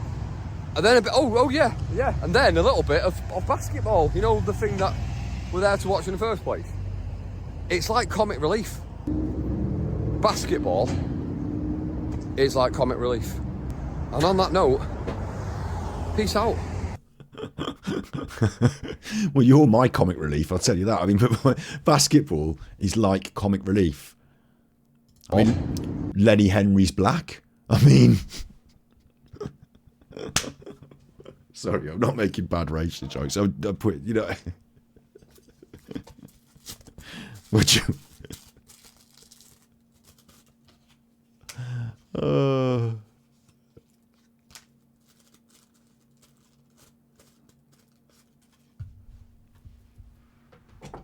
Basketball is like comic relief. It's like comic relief. And what he means by that is that the telethons that we have in the UK are variety performances. So what he means is basketball has now become a variety performance, and the sport has been minimised in favour of the variety performance. But since it's his first time going there, like, he hasn't got anything to compare it to, so maybe it wasn't always like that. Or maybe it was, I don't know. He is funny, yeah, in a weird way. But you see, he's funny, right? But he's also not a very nice person. So, funny, haha, but you don't know where he's off to now. And you don't know what other bits of video he got on his phone. And he did manage to video some kids a couple of times, just by mistake. And he worked in that care home and held that girl. I don't want to misgender them. Or Luke didn't, because he had them have their hair cut like a boy. Thank you for the 87 bitties, Admit Audacity.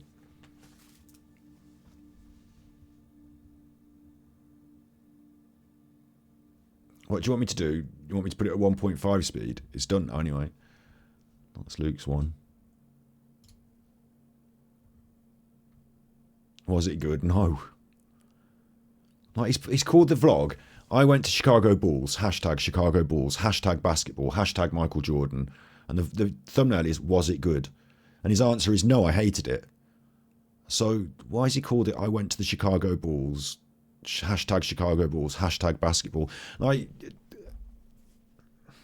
hashtag basketball, yeah? So anyone that likes basketball, that follows the basketball hashtag, that gets their... We're off to see the Bulls. Their basketball style content, right? This is the hashtag basketball. Yeah. Like, obviously it's going to be quite positive about basketball, isn't it? There's loads of shorts. Loads of shorts, look. Everybody hates playing a lockdown defender. Here's 3 ways you can become one. Number 1 is if you get beat, open up and sprint to the next spot. Beat them. See, someone who understands this nuance will enjoy the game more, won't they? But if you don't understand this, you can't really enjoy the game because you don't know what they're doing. They're just running up and down with the ball. No. I'm there. Here's a perfect example by PC. He turned what should have been an open layup to a tough shot. 2, have a slight lean forward. Big ups. Thank you for the gifted tier sub. Big ups. Thank you, Red Fan.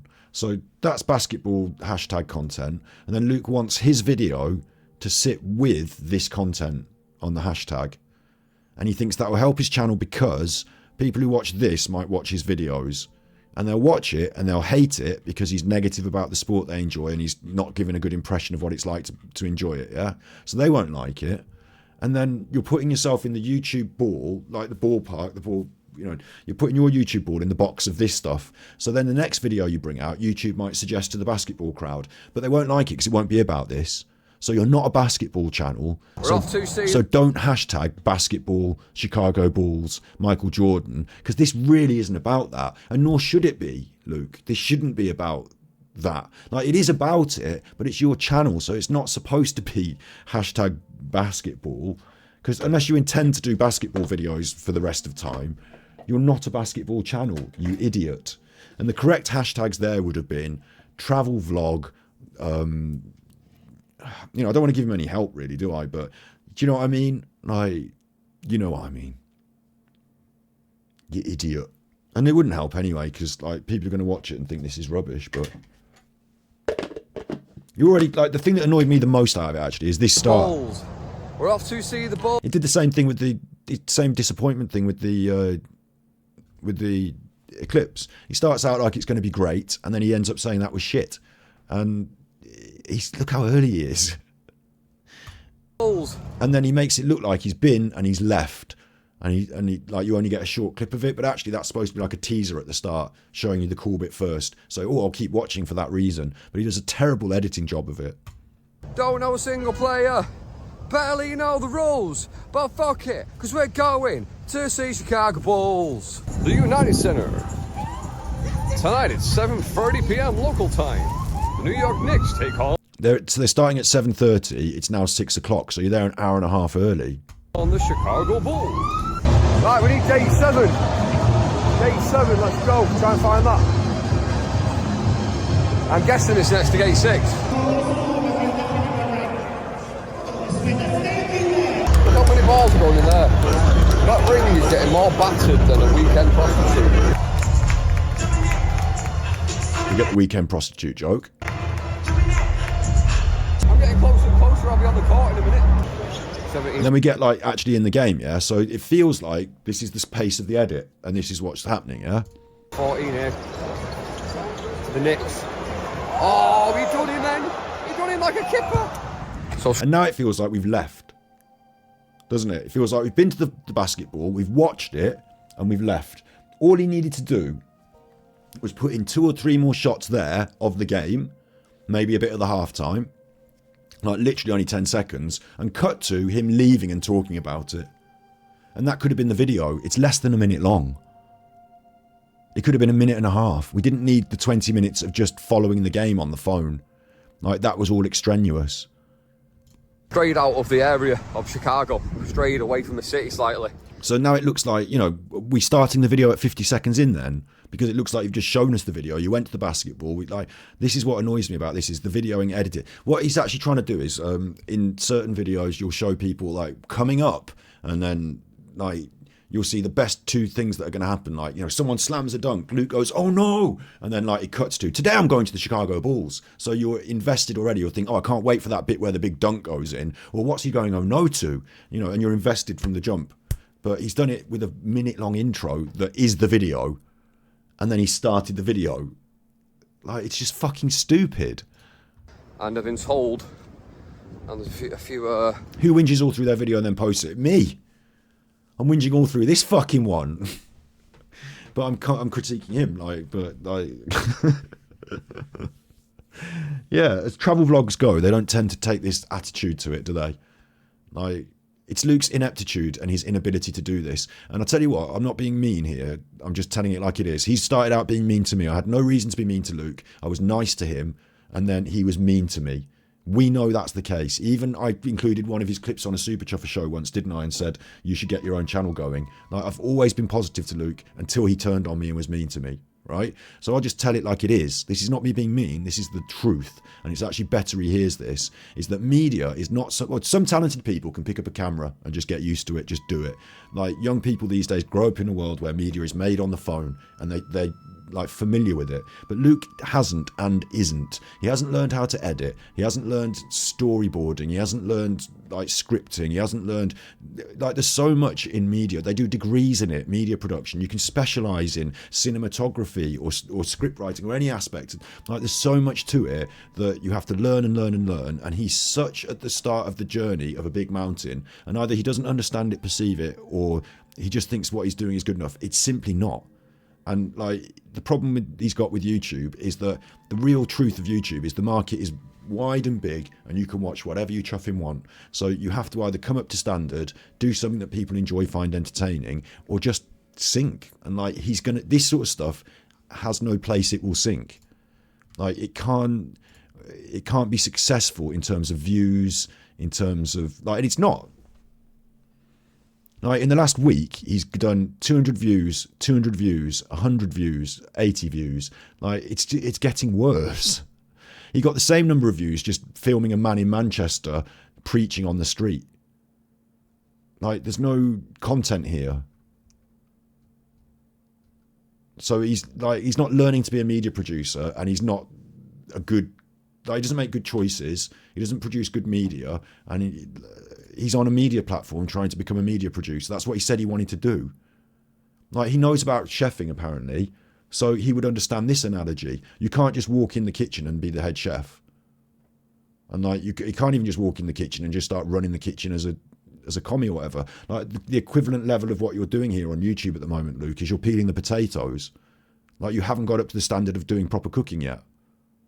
Fair enough, you can put your peeled potatoes on YouTube, you can video your holidays, but to present yourself as this honest media social commentator, you know, building the channel and all that, there's no humility in this.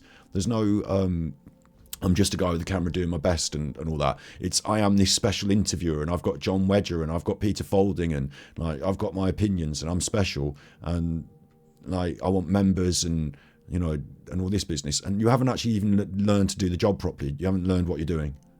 You don't really know what you're doing. The content was better at the start when other people were doing it for him, where all he had to do was sort of stand in the room and be one of the people in the room.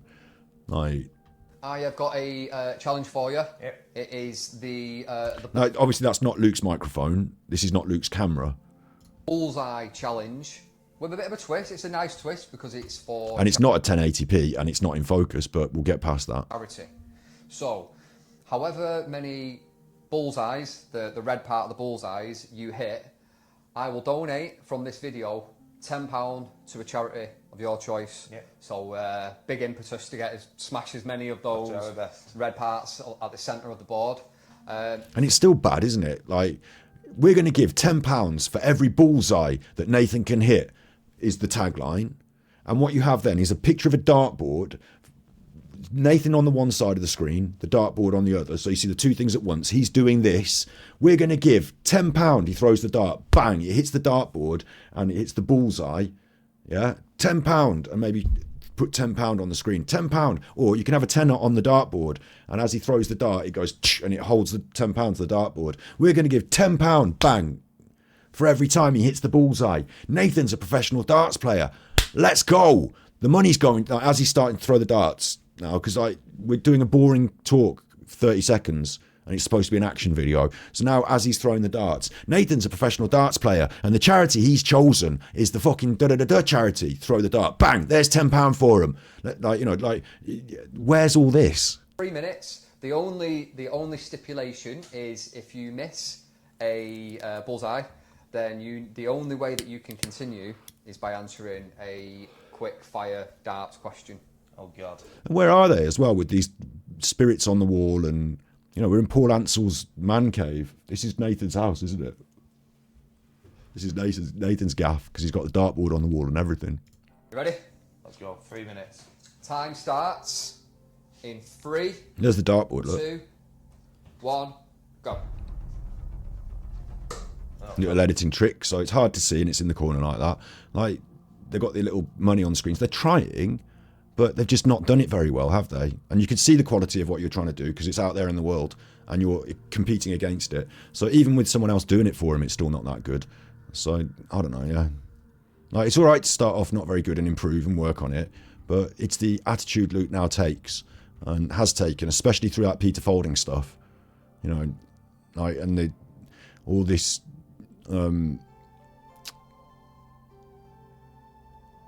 what was I going to say? The anti-Sam Smith, the Andrew Tate bit. Andrew Tate is saving a generation.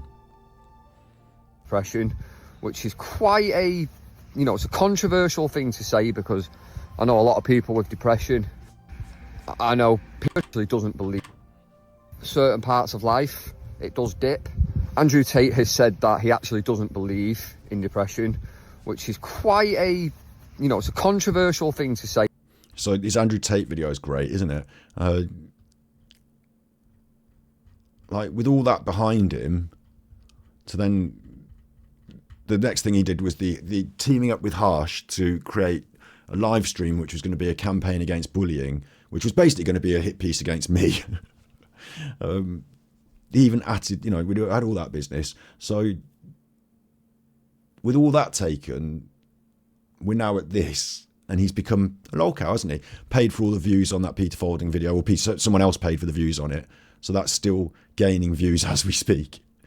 But the Nicola Bully content he did rode off the back of the Nicola Bully thing. People were, after the inquest, there was a void. People stopped making content about Nicola Bully for a couple of weeks. Most of them did. Most of the people that followed it just said, okay, we've had the inquest, we've reviewed the inquest, we've not got anything brand new to say this week. In fact, it feels like it's time to just put that down for a bit and be a bit respectful and take a bit of time. We can come back to it, and we did, but, but there's that. That's Andrew Tate. Luke wasn't actually backing up everything Andrew Tate said there, but he was. If you want to hear the rest of it, it's go to the gym. The advice for that is, if you're depressed, just go to the gym. Like, we've covered it. My video's on Battery Exhausted, so you know, I've reviewed his review of Andrew Tate. But yeah, like his big views have come from the Nicola Bulley thing. Yeah. And then he's got these Moors Murderers videos, which sort of, once you've got people watching your Nicola Bulley stuff, they watched your next videos, you know, your next best ones. You told them to. You sent them all to watch it. So there's that. And then there's John Wedger, more Nicola Bulley. But like, okay, you can ride the Nicola Bulley trend wave a little bit. But really, when you actually look into it after that, like his other popular content, he hasn't even got anything to say or do. Like, there's the political stuff, obviously. There's the all this Schofield stuff is Eamon Holmes' agenda. He defended Russell Brand. Like, it's a bit of a shit show, isn't it? And like his content hasn't really improved over the time.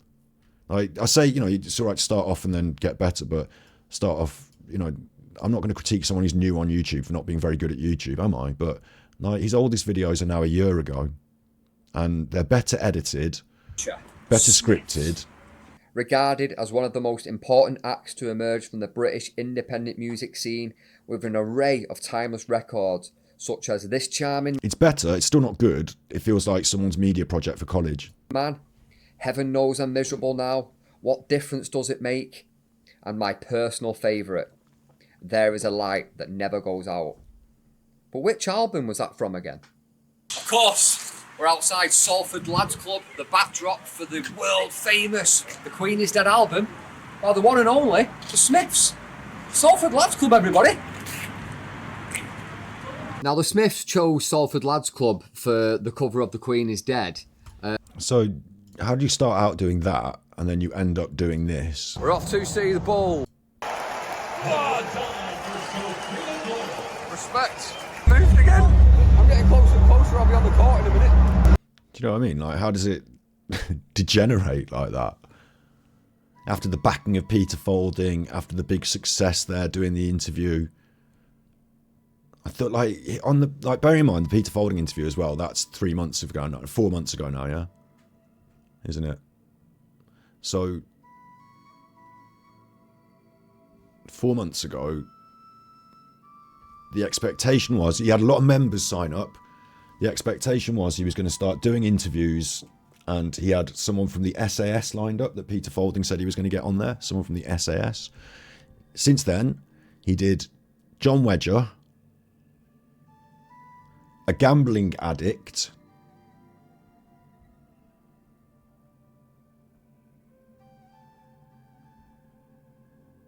and that's it.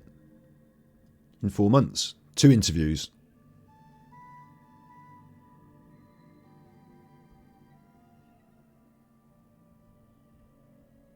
I mean, I'll hold my hands up here as well. Like, it's taken me forever to get that gin video about Nicola Bulley finished and edited.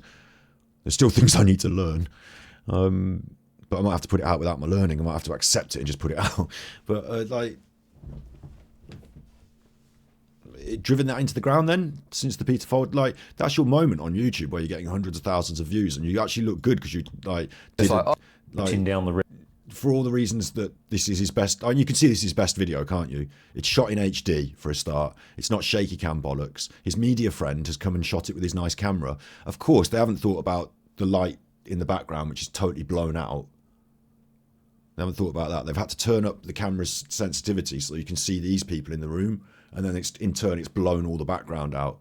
So that's a mistake, but it still looks the best because it's the most expensive camera that they've ever used on one of his videos.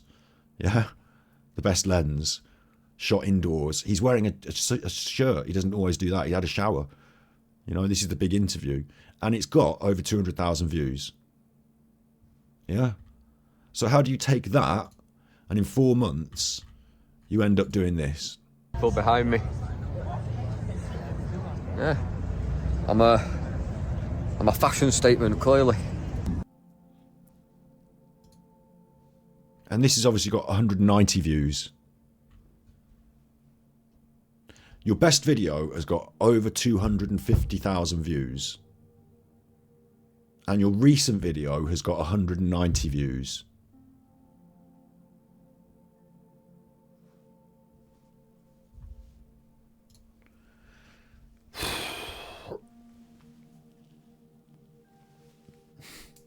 If I put that on YouTube, sorry if I'm not as jovial. If you can't be good, you're naughty. Or it's got to go on YouTube, hasn't it? But oh.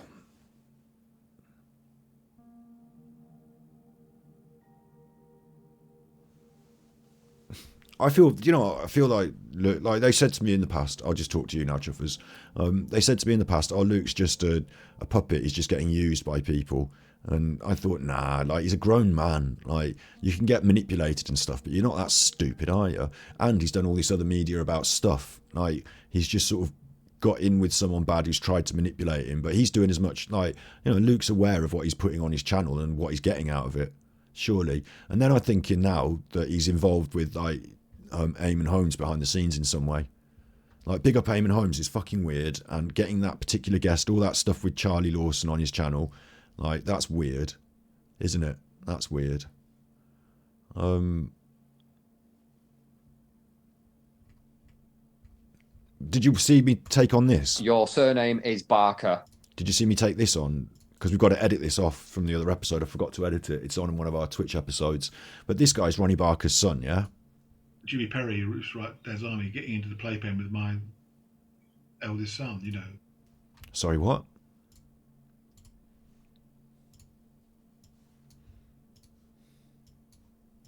What did you say then? Jimmy Perry. Your dad's famous friends who came to the house to visit. I remember Jimmy Perry, Roots Right Dad's Army, getting into the playpen with my eldest son, you know, when he was about 1.5 and sitting and playing with him. Did you hear that? With my eldest son, you know, when he was about 1.5 and sitting and playing with him. And you think that's odd, but actually it's not. He was just a 65-year-old man who was mucking and playing around with the kids, you know. Just a 65-year-old man that was just mucking around and playing with the kids, you know. His son, Jimmy Perry, Roots Right Dad's Army, getting into the playpen with my eldest son, you know. Jimmy Perry, who used to write Dad's Army, getting into the playpen with my eldest son, you know. When he was about 1.5 and sitting and playing with him. When he was about 1.5 and sitting and playing with him. And you think that's odd. And you think that's odd. But actually it's not. He was just a 65-year-old man who... And actually it's not. It's just that he was a 65-year-old man who... was mucking and playing around with the kids, you know. Was mucking and playing around with the kids, you know. I've already done this, so I've got to edit it off, so I'm not going to do it all again, big style, but I just want to show you in case you missed that and you haven't seen it because it's not been edited off yet. But who's he talking about? And let me... Background music suddenly got loud, didn't it? Because the compressor. Jimmy Perry. Google, please. Google. Jimmy Perry, Dad's Army. This is the guy that he's talking about. He's dead now. But the BBC, obviously, with their great track record of employing people who definitely weren't sex offenders, Jimmy Perry was the creator of Dad's Army. And, like,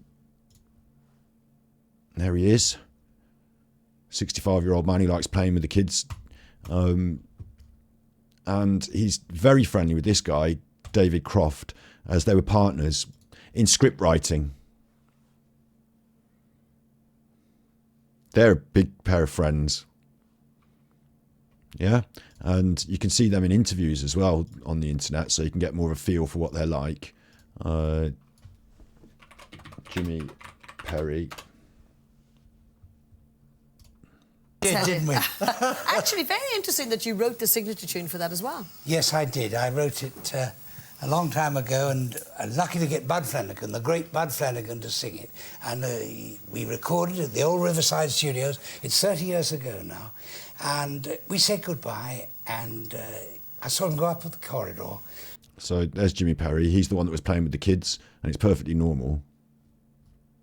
And then this is his friend, Well, my favourite episode, after due consideration of all the programmes... David Croft, that is also like his partner in the co-writing, so I don't know. But anyway, so they're those people. I like Dad's Army, it was fun, but it just seemed a bit weird, didn't it, that he was saying that. So the next thing I searched, this is going to blow your mind, you're going to like this, right? We're talking about Ronnie Barker's son, yeah? That's who Luke has interviewed. Luke has interviewed Ronnie Barker's son. That's what this is. Growing up as Ronnie Barker as my dad, that's this interview here. Luke has interviewed him with the clock set at 27 minutes past 3 or whatever they're going to say that's Mason's. But he's interviewed that guy. Ronnie Barker's my dad. Ronnie Barker's a famous scriptwriter and comedian from the BBC. Comedian, much beloved, wrote lots of really good comedy that we all loved. Like, I'm not saying he's a nonce. I'm not saying that. Like, there were nonces at the BBC, like Jimmy Savile and people like that. There was a lot of them convicted in Yewtree. You know, this is the sort of era, you know, Eddie's vinyl breaking his radio, you know, how he loves his radio. This is the same sort of era, but with comedy. Yeah. And yeah, I like Ronnie Barker, yeah. But his son, now bearing in mind Luke is interviewing his son. Okay, let's search for Ronnie Barker's son. Oh, look, this comes up. Lots of pictures of him. Why are there lots of pictures of him? I wonder. Let's have a look in the news. Let's reject all of these things. Save and exit. Let's have a look in the news. Ronnie Barker's son charged with child sex offences after 8 years on the run. What?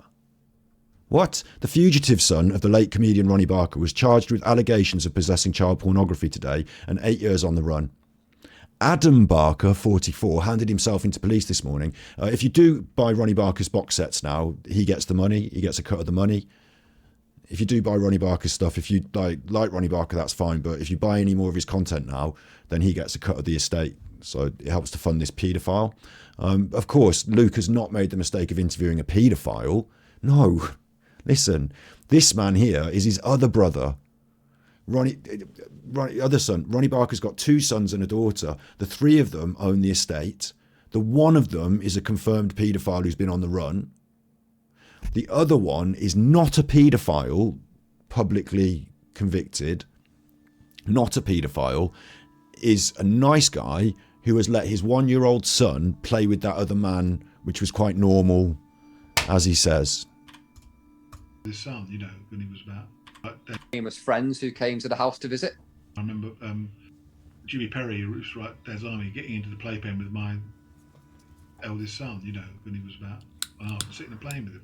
And you think that's odd, but actually it's not. He was just a 65-year-old man who was mucking and playing around with the kids, you know. So I don't know why he brought that up during the interview, but he did. Growing up with Ronnie Barker as my dad, we've watched that and we've covered it, and I've got to find it in my log of Twitch. I mean, I hope it hasn't been deleted by now, because if it's 2 weeks old, it's gone. But we can always do it again. But I've got that clip there at least. That's the main crux of it. It's not just that video he did with it. That guy also wrote the advertising line. It's not the future's bright, the future's orange. So he did an interview with him about that as well, and set them up as 2 separate interviews. The future's bright, the future's orange. The man who invented it, Larry Barker. So that's Larry Barker's interview about that specific thing. The future's bright, the future's orange. So he did that video with him. It's all part of the same recording session a year ago. And then he also did My Dad Ronnie Barker, and that's a video there. So My Dad Ronnie Barker. Listen, right? This is what Luke has. I'm going to screenshot it and just put it so you can see it. Luke has decided this is a good idea.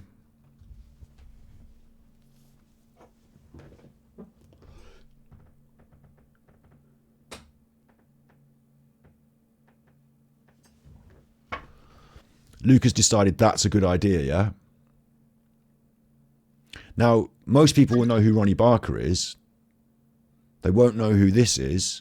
But with the tagline, growing up with Ronnie Barker as my dad, their first assumption,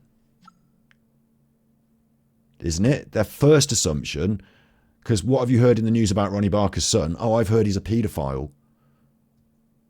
Yeah, I've heard he's a paedophile. Not that guy with the glasses, not that guy. No, he's a marketing executive who's made a lot of money in marketing and now can just do what the fuck he wants with his life. I mean, he's already got a lot of money. I mean, to be honest, if he owns a third of the Ronnie Barker estate and all royalties, subsidiaries or whatever, so he's probably doing all right for money, isn't he? Yeah. And also wrote The Future's Bright, the Future's Orange. And he doesn't get extra royalties from that, but, you know, he's lived a life working in an executive marketing. Yeah. So he's a marketing executive and he's your big friend and not the paedophile one. So when I did the thumbnail for if I'm Luke, you know, if you're Luke, when you do the thumbnail, you probably want to just be clear that you're not associating with a known paedophile in your video or attracting people who would assume it.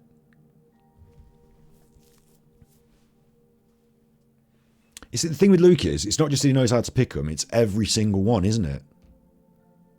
Has Luke, I mean, other than Nathan Aspinall, the darts player, has Luke and the guy that was the victim of the murder, his relatives were the victim of the murders. Other than them, because I haven't looked at those interviews yet, I mean, I hope Nathan Aspinall is clean. I've got nothing against him. But other than him, everyone else has been a nonce on his channel. Sorry, Peter Folding's not a confirmed nonce, is he? Nor is this guy. Everyone on his channel has done work that's nonce adjacent. Don't you think?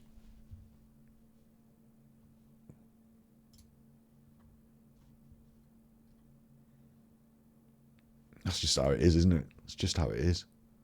Can't help it. It's not my fault. I've got to find that in our stuff and edit it off. Oh, I've got editing to do. Oh, it's not that hard. It's easy. So, on top of that, right, you know, listen to me here and saying this, if you're listening, all you chuffers, listen to me here saying this, is that on top of that, you can do all that stuff, right? It can be on your channel in the past, and people can go and watch it, yeah? So I don't know if he's hiding it, because his oldest videos, that's what's in them. I've watched them. But you mix it up with food hack. Well, he deleted the food hack now, didn't he? The recent food hack. He deleted the recent one about the steak sandwich, didn't he? But you mix it up with like food hack, horror houses, Chris Watts. Where's this little boy? I did a Poundland scratch card. Also something really fucking weird and sinister and dark that's like adjacent to pedos, and no one knows it's about pedos really. Well, it's not about pedos. The guy's not a pedo. His brother was a pedo, and I never asked him about it because it's not really the thing you want to ask about. But like, you know, like mixing it up like that is a fucking weird one to me. I honestly think, there's a chance that Luke could be like trying to just coast along, seem benign, and then every now and then do something fucking awful. He nearly did it to me. I'm not off his radar yet either. Like, you know, he knows I'm making videos about him, so he knows that we keep an eye on it.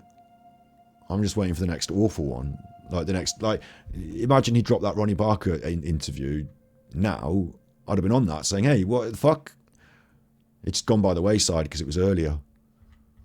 But I've still got the edit to pump out. But John Wedger, you know, I sort of let that go by. But do you know what I mean? Like, he's not got a good track record here, has he? So what I'm expecting is, once you've had your little holiday, you're going to be back to making a video. And if it is Peter Folding, Eamon Holmes, you know, using Eamon Holmes as an example, as a sort of fantasy figure, maybe a fantasy phantom of someone who's pulling a few strings on social media to create some narratives or get stuff done, like, they might be motivated to motivate Luke, you know. And I think that exploiting him by dangling a carrot, we're going to do your sitcom, you know, you can probably get him to do all sorts of stuff. And you want him to be inconspicuous and benign most of the time, just like a normal bloke on the street, just like an everyday guy. And then he can reach people, if he can reach them, with ideas, if you can make him.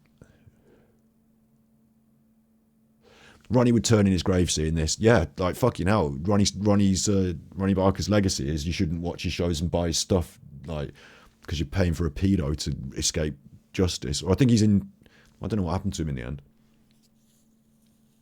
He went on the run though.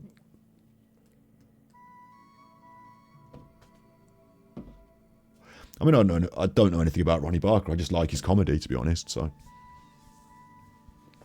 it's not working too well, but it is working in one way, isn't it? In that, okay, he's not getting any views, but nor would you with this.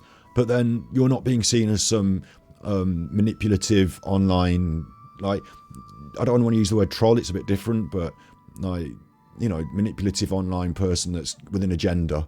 You know, you're not being seen like that, are you? You're being seen as a sort of naive everyman.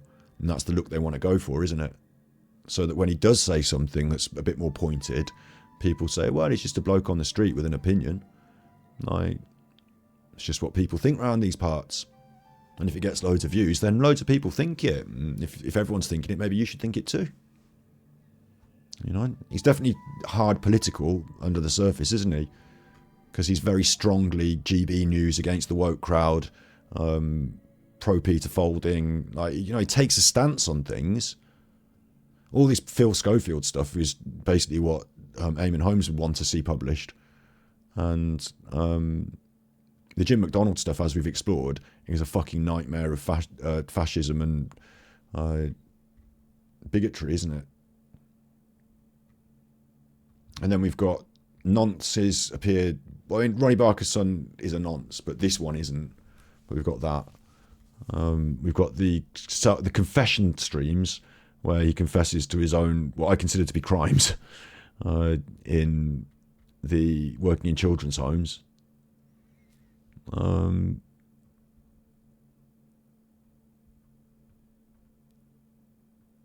He even does COVID and 9/11.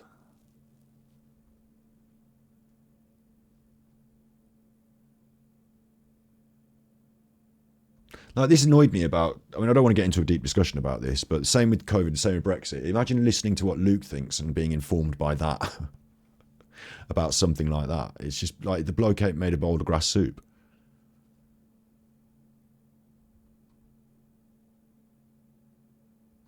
And you think this is bad for him, yeah? And that he's not getting the views. You think that's bad, right? You think that's bad. What about this?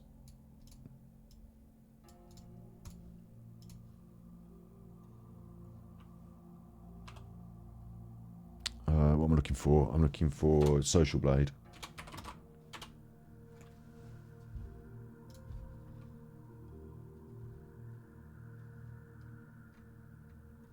That's Armchair Detective Blue.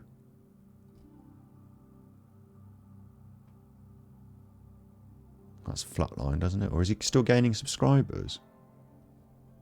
September 2023. Oh no, it just stops when he gets deleted.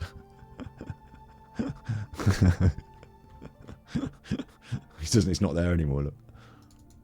No, this is what I wanted to show you. Break the Ice. Break the Ice is comfortably here.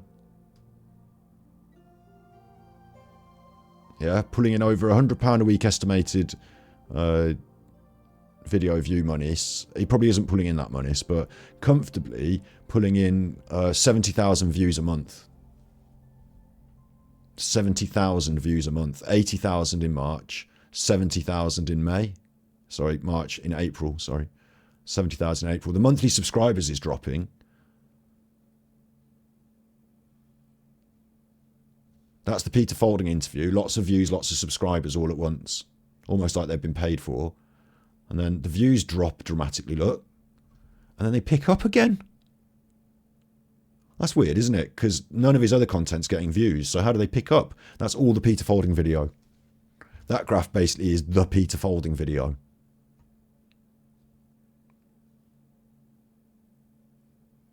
Why is he called Break the Ice? He used to be called Luke Kelly and he changed it to Break the Ice. So I don't know why. It's a bad name. It's not a good name. It's a bad name. Bad for branding, bad for, there's so many other things that you're not going to own Breaking the Ice, are you, as a concept in branding and trademarking or whatever. But is he monetized? Absolutely. He gets members and all sorts. So the real question here is, how is he clearing 80,000 video views in a month? How did it go up? From the peak, like you release a video, it peaks, then it drops off and it will slowly gain, like you will still get residual views from it, but it will be slower and it will trail off. It won't drop and then, another peak. And bear in mind, that peak, 80,000 views in a month, that's nearly the same as, like, that's only half of what he got, but it's like half of what he got in the month he dropped the fucking video, when everyone watched it all at once. I predict there was probably about 50 to 70,000, maybe 80,000 people legitimately watch it. And the other half of that number in that month was paid for. And I predict that all of this is paid for here. And the reason it goes up in such a smooth curve and then just tails so smoothly is because the payment method and plan. And the reason the subscribers don't follow it is because no one's caring to pay for subscribers, because Peter Folding wants to go to the mainstream news and say, hey, my video has got 1 million views. Listen to me now. You might say that I'm not popular, but everyone on social media agrees with me. 1 million views, mate. But if he does it all at once, it'll be too obvious. So he's sneaking it in. When people were watching, he stopped. And then when he's sneaking it in now. Or somebody that wants to promote Peter Folding is doing that, aren't they? Because it's all on the Peter Folding video. And for Luke as a channel, it's not leading to any growth. Is it? Look. The subscribers per month are dropping and dwindling. So no one's paying for subscribers. That looks big there, that peak, but it's only 2,000 and the video had 140,000 views. So the graphs are similar, but this is the real graph of like the growth from that video. And this is a fake graph that's been manipulated with, like, it's bigger than it needs to be, much bigger than it needs to be. The same line, the same, but the proportions, like, because the way they scale the graph, this says 200k and this says 2k. Like, this is 10 times the scale, if you understand what I mean. So the reality is he would have got some subscribers, it would have tailed off. They would have got some views, it would have tailed off. It wouldn't have jumped up like this. And they would not have got, they've had 10 times more views than the subscriber numbers would indicate. So someone's been paying for that, yeah?